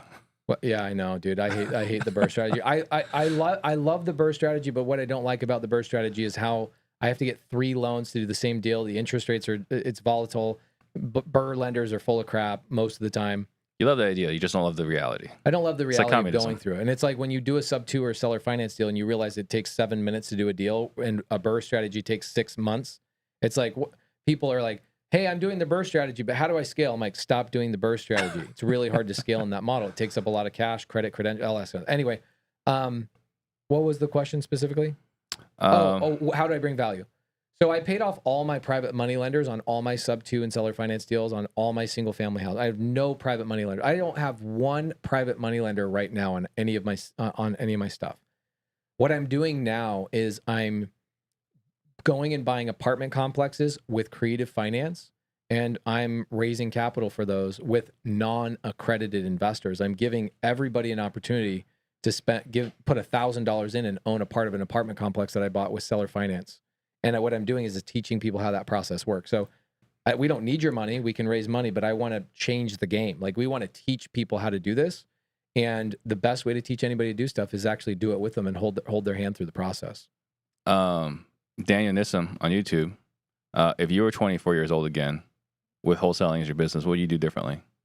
If wholesaling is my business at 24 years old, I would learn how to look at every lead before you throw it away. Because the way I looked at wholesale when I was a home investor is I would say that 85 to 90% of my leads were trash right out of the gate. And then I had to fight for the other 8%, and I would really only close about 1% of my leads, right? Something like that, maybe 2-3% of my leads. I would start adding questions and pivoting conversations towards creative finance immediately. Start right now, because creative finance has dominated in my world. It's like I've made way more money in creative finance in an up market than I ever did with wholesale or fixing and flipping. Way more money. And now with a down market and sellers changing their mindset of like, oh my gosh, I will make even way more money. If you are not utilizing creative finance right now, you are going to miss, or you are already starting to miss, the biggest tidal wave shift towards creative finance for the next 36 to 60 months. So I would start adding questions of, okay, seller, if you want that much money, would you be willing to give us terms for that if we were willing to give you that price? Start asking better questions. Go on my YouTube channel and learn those questions. Mike Anderson, how do you feel about multifamily right now versus single family? Here's the truth about multifamily people don't really understand. Guys, multifamily, it's like this thing that enchants people. They get so enamored with multifamily because it seems so cool. Guys, we own a lot of multifamily. We just closed on a 408 unit deal in Charlotte, North Carolina, $109 million purchase. We are buying probably another 400 to 500 doors before the end of the year just through multifamily, all creative finance. But why am I buying multifamily?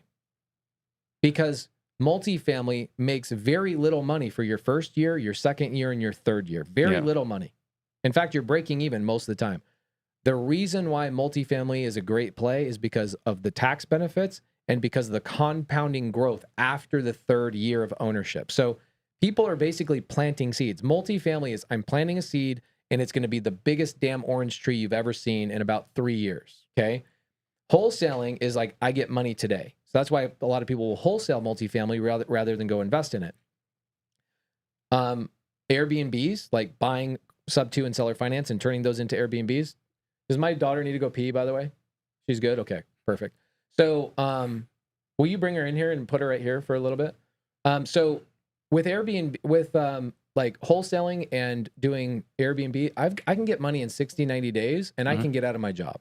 If I go invest in multifamily and I start buying multifamily, guys, you ain't getting shit from that property for 3 years. You know, I tried to explain this in our debate show on Pardon the Disruption. Yeah. Got blasted for that. I wish I had you on my next to me. Hey, guys, I own multifamily. It's two different plays here. It's like hey, come sit right here, baby. Okay, just relax. Okay, this girl is a firecracker, so you gotta just relax. Okay, hold your arms and be chill. So, you are making an argument against multifamily, or that it just is a longer play? You don't buy multifamily for cash flow. You buy it for the tax depreciation and the stabilization to appreciate more, so you can do cash out refis. Right, you cash out refis and also bigger exits to a REIT. Right. REITs are so willing to buy these properties, and the other thing is like big, massive companies that have a lot of money are competing with you in multifamily. You want to get into multifamily and you're brand new? Good luck. Really, the only way to get into multifamily if you're brand new is to raise capital for other people's projects, which is a great talent and a great thing to learn. But if you're trying to get into multifamily right out of the gate, you don't have today money, and it really hurts. Yeah. I see a lot of people go buy 20 units, 30 units, 50 units, and they're like, hey, so I'm not making any money. I'm like, yeah, because you should have. Well, Grant Cardone says don't start with single family. If he could start all over, he would start with multifamily. Okay, but let's turn back the clock. How did Grant Cardone start? Yeah. Single family. He built momentum. He got cash. He got experience. Multifamily alone, just They have different terminologies, different brokers. The brokers are smart. Yeah. They're not sellers that are in pain. These brokers will grill your ass. Most people don't even know what an LOI is. We still have a bunch more questions here, but Let's crank. Let's go. I'm going to ask you Give a me selfish. 15 more minutes. I'm going to ask you a selfish question here. Yeah. So I enjoyed Chris and I. Me, you, and Chris. We used to run together. Yeah. Right. It was great because you were, no pun intended, setting the pace. Yeah. Right. You were leading us, and you were just talking the whole time. It was great. Right. It was like a running audiobook. Yeah. Right. Yeah. It was fantastic. For you, what was the value for you for running in the mornings with us at Discovery Park? I can tell you that Steve Trang has been one of these people in my life that you show me what's possible. There's multiple things you've shown me what's possible, and you've been a beacon in my life of like, oh, we shouldn't just be wholesaling. We should be owning title companies. Yeah. Oh, we should actually go create banks. Oh, you have a brokerage? Bro, just being in proximity to you has made me millions of dollars. And I'm so grateful for you. This is, again, my favorite place to be. Being around you, I get energized. Even though you and I have different demeanors, bro, you're so phenomenal. So being around you and hearing what's possible and hearing what you were working on, in a way, gave me permission to do it myself. Yeah. Appreciate that. So Peggy on YouTube, what is the kind of insurance you would buy for the due on sale clause? I think that's kind of a loaded question there. I wouldn't buy insurance for a due on sale clause. It does exist. There's a company out there called Equity Assurance. I would never buy assurance or insurance for the due on sale clause. I would never do it. All right. Something's changed recently? No, sorry, I would never do it now. It's because I know how to overcome the due on sale clause without that. And it's super simple. And I've been through the stuff. And the due on sale clause, number one, is like the boogeyman. It almost doesn't exist. Does exist. It does happen. I've had the due on sale clause called on me. But I've also overcome every single one of them. And I know what the process is, and it's super simple. Yeah. And again, right, like he's actively trying to have a due on sale clause called on him. And I am coming from the foreclosure world. I can tell you how expensive it is to foreclose on somebody. Yeah, they don't want to do it. So can you refinance subject to if a tenant buyer is living there? Of course. The thing that's really interesting about this, so I'll tell you another analogy that I have never told on your show. This is a really great analogy. So Steve, do you use a credit card to buy groceries? Of course. Not a debit card, a credit card. Yes. Okay, perfect. So you go to the grocery store, you have your American Express, you have, let's say, $200 in groceries, and you use your credit card. Perfect. They transfer the ownership of those groceries from the grocery store to you through the cashier. That's called the escrow officer. That's the escrow officer of the grocery store. Okay. So they're transferring the ownership, but how do they give you ownership of those groceries? The receipt. Yeah. So the receipt in real estate is called the deed. Right. Okay. Hold on a second. But American Express, they use their money for those groceries. So who's technically the owner of those groceries? Well, you on terms or finance. There you go.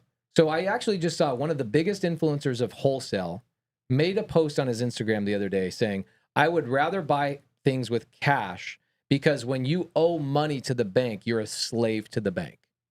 And I was like, that is so polar opposite of what any billionaire actually does. The bank is my slave.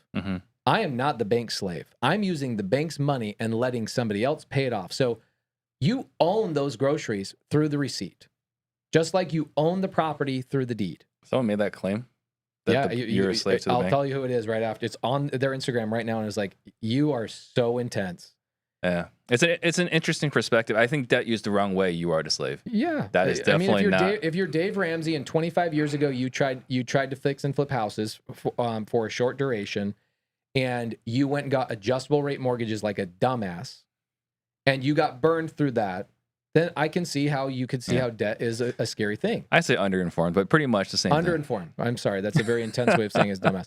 I think 99% of what Dave Ramsey says is amazing, and I think that is probably one of the smartest people on the planet. But what I don't like about what he talks about is he doesn't tell the full truth. Well, he doesn't speak. He speaks in absolutes, and there's a lot of nuance that does not. All this nuance is us. Everyone is listening to the show. The 500 people right now. We're the nuance, right?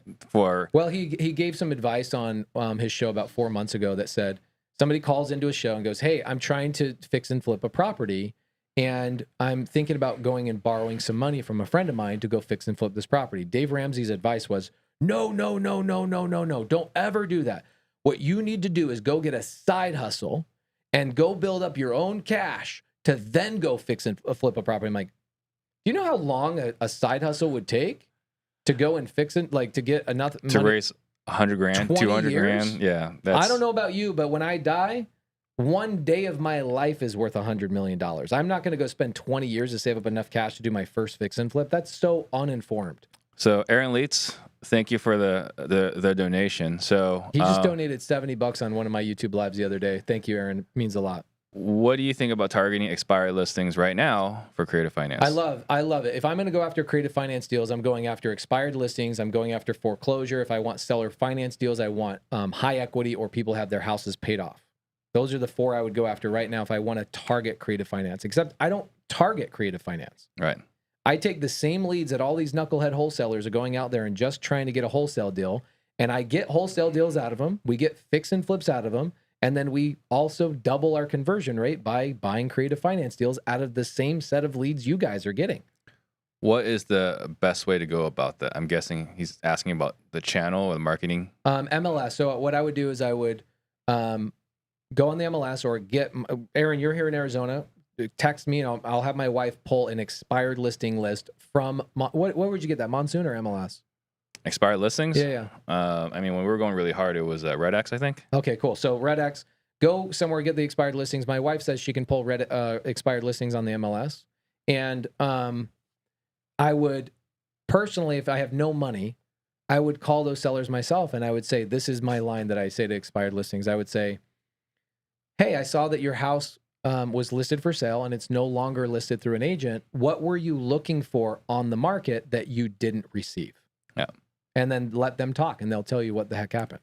So Darius asking, what time are we, where is the parking? What time do you guys run? So Pace has, was it turf toe from golfing too much? I still have that problem, dude. Yeah. So Pace has turf toe, so he's not doing that anymore. And I play basketball now. So I hated running. Like the only reason why I went to go run was A, my doctor said I was fat, and B, I got to hang out with you. Right? Yeah, it was good. It was a good excuse for you and I spent a lot of time. Yeah, that was the only reason why we were running together. I still absolutely hate running, so now I play basketball. I'm an honorary Mormon, right? I get to play with Brad Morrison and Xavier. Those guys are probably really, really good. All right, so if you're Mormon and you can't ball, are you really Mormon? I would argue that you're not. What is the Zero to Hero program and how does it differ from Subto? Okay, so Zero to Hero is my answer to when people say, how do I get started in real estate? We created this challenge. By the way, my daughter learned how to do wet willies. And so every minute when you're not looking, look what she does. She licks her finger and she then wants to put her finger in my ear all the time. Just relax, baby. So the Zero to Hero program was us saying, why don't we put ourselves in a situation where we have to start literally from zero? Thank you. I love you. Thank you. And so last year, we had our audience in our Facebook group choose North Carolina. We had them randomized like where we started, and we virtually started a brand new business, LLC, website, got VAs, all that kind of stuff. And said in 14 days, how much money could we make starting zero and trying to go to hero? And so we documented that. We put that into a digital program, and my partner Cody sells that. It's not my mentorship. It's just a digital product that teaches people how to get started at a very low price. Victor Verdana, if you have a house up to on that, just real quick, what I'm doing with Zero to Hero now is I am now moving my family in October to Tacoma, Washington for 30 days, and I found somebody who has spent $200,000 in mentorship programs and has never done a deal. And I'm moving to their town and I'm starting from scratch with them as their partner, kind of like Undercover Billionaire. And that will also be called Zero to Hero, where I'll live stream that every single day for eight hours every day and give that away to people for free, just showing people how to actually do it. When people say, how do you balance work life? This is how you balance work and your personal life. Victor Vidania, if you have a house up to and the owner decides they want to call the loan, what do you do? If a seller decides they want to call the loan? Or the person that sold you the house up to decide, hey, I want all my money now. After they've already sold it to you? Yep. I'll show you. I have an email right now from a guy I bought it from 4 years ago. Go for that it. is sending me he sent me an email. He goes, "When are you going to pay this off?" I go, "I'm not. We have an agreement." He's not the owner. This is something you need to understand. That seller's not the owner. I have the deed. I am the owner. I own it. The appreciation, the growth, the tax depreciation, the cash flow is 100% mine. That seller has zero rights over that property, even if I use their American Express to buy those groceries. Mike Anderson, $20 donation. Thank you. And Geraldo Pabon, $10 donation. Thank you. He says I outrun all of us. I mean, he can definitely outrun me. I don't know about your conditioning. Yeah, I think he could probably outrun me. Yeah. All right. So last question here is from Jamil. Oh my gosh, my best friend. Hey, say hi to Jamil. She's watching. By the way, his Instagram post this morning was one of the funniest things ever. I'm watching it, and she goes, "Oh my gosh, Jamil is so funny." Did you see Jamil's post this morning? Say hi to Jamil. Hi, Jamil. So, dude, Jamil, shout out my best friend. The number one collaborator I've ever had in my life is Jamil. On the TV show together, travel around the world together. He is so genius in the way he thinks. The troll. Did you see the troll ad he just made? Not the troll ad, no. I personally think it's better than his Blue Genie ad. It's really. Oh, it's so good. All right. He owes me a call. He no-showed me last Sunday. We have our monthly accountability call. Where was he last Sunday? Well, I know where he was. He was in Canada picking up his daughter. I'm not disagreeing with that. I'm just saying a little notice would have been nice. So, question from Jamil for you is, when are you going to pick up your mom from his house? There was so on our TV show Triple Digit Flip, we're on A&E, guys, if you guys actually want to go watch that. But I don't know how it started, but the mom jokes started rolling out. We have about 30 people that run the TV show with us, and the mom jokes started, and I couldn't stop, and now it's overload mom jokes on TV set all day long. Hence, you're gonna fly your plane to visit someone's mom. Basically, yeah. I know it's the last question, okay, but I want to. Last question from the audience. There's still some more stuff here. Oh, there is. Okay, perfect. Then I won't jump into my thing. So maybe this will answer it, maybe not. I mean, the floor is yours, right? So I want you to leave the listeners with a message or two, right? Guys, if you got value today, please like, subscribe, share, comment, get this out to as many people as possible, because we really do want to create millionaires. We do have our all-day sales training in our office. Space got to walk around our office a little bit. Phenomenal. Was it helpful walk around our office?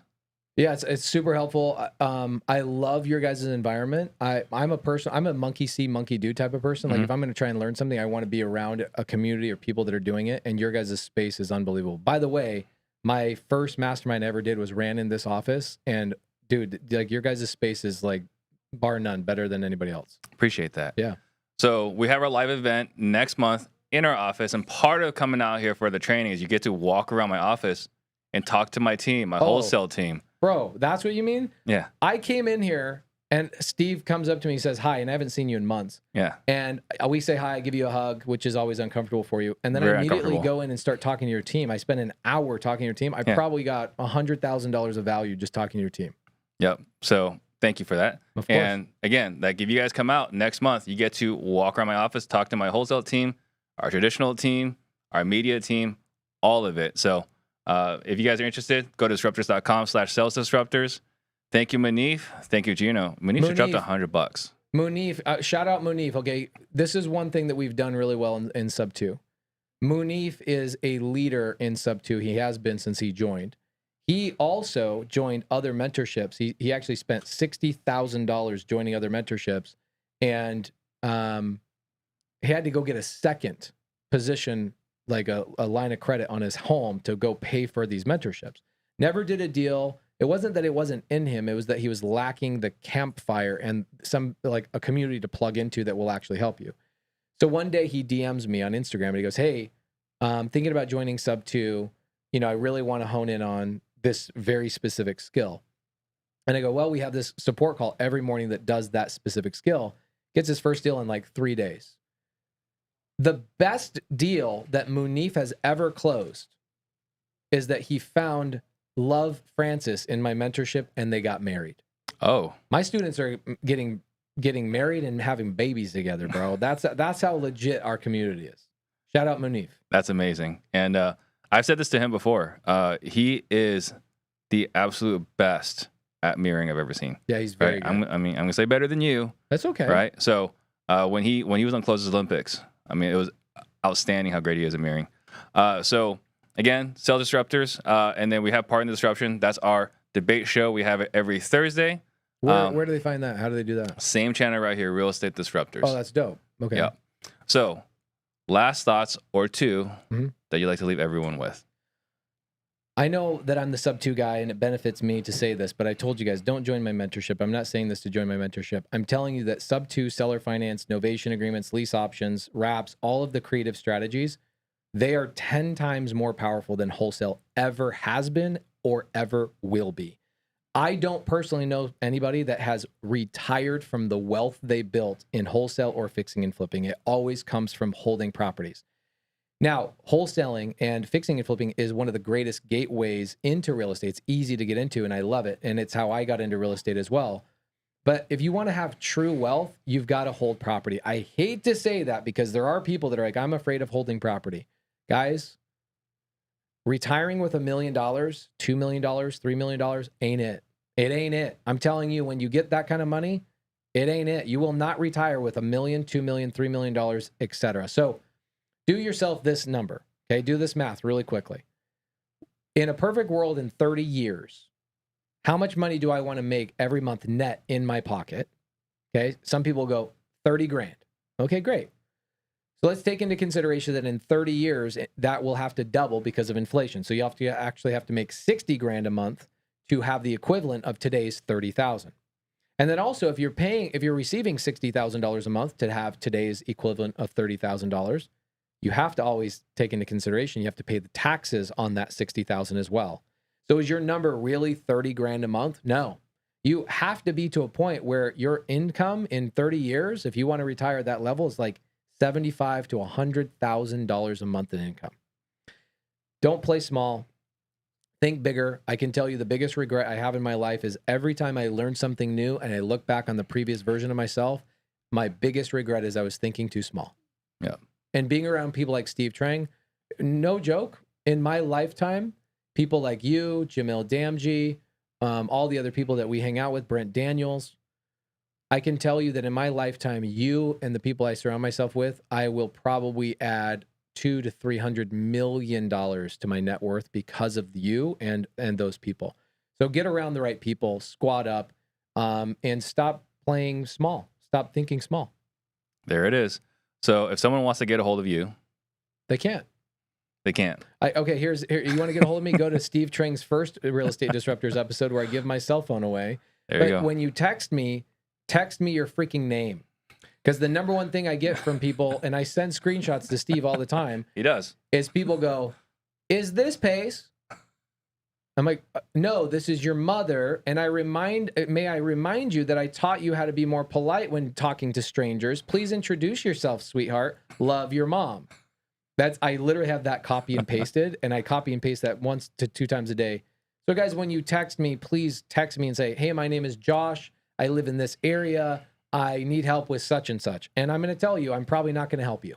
My YouTube channel, we spend a lot of time on it. My Facebook group, I spend a lot of time on it. And more importantly, I spend 30 hours usually a week serving my community, my Subto community.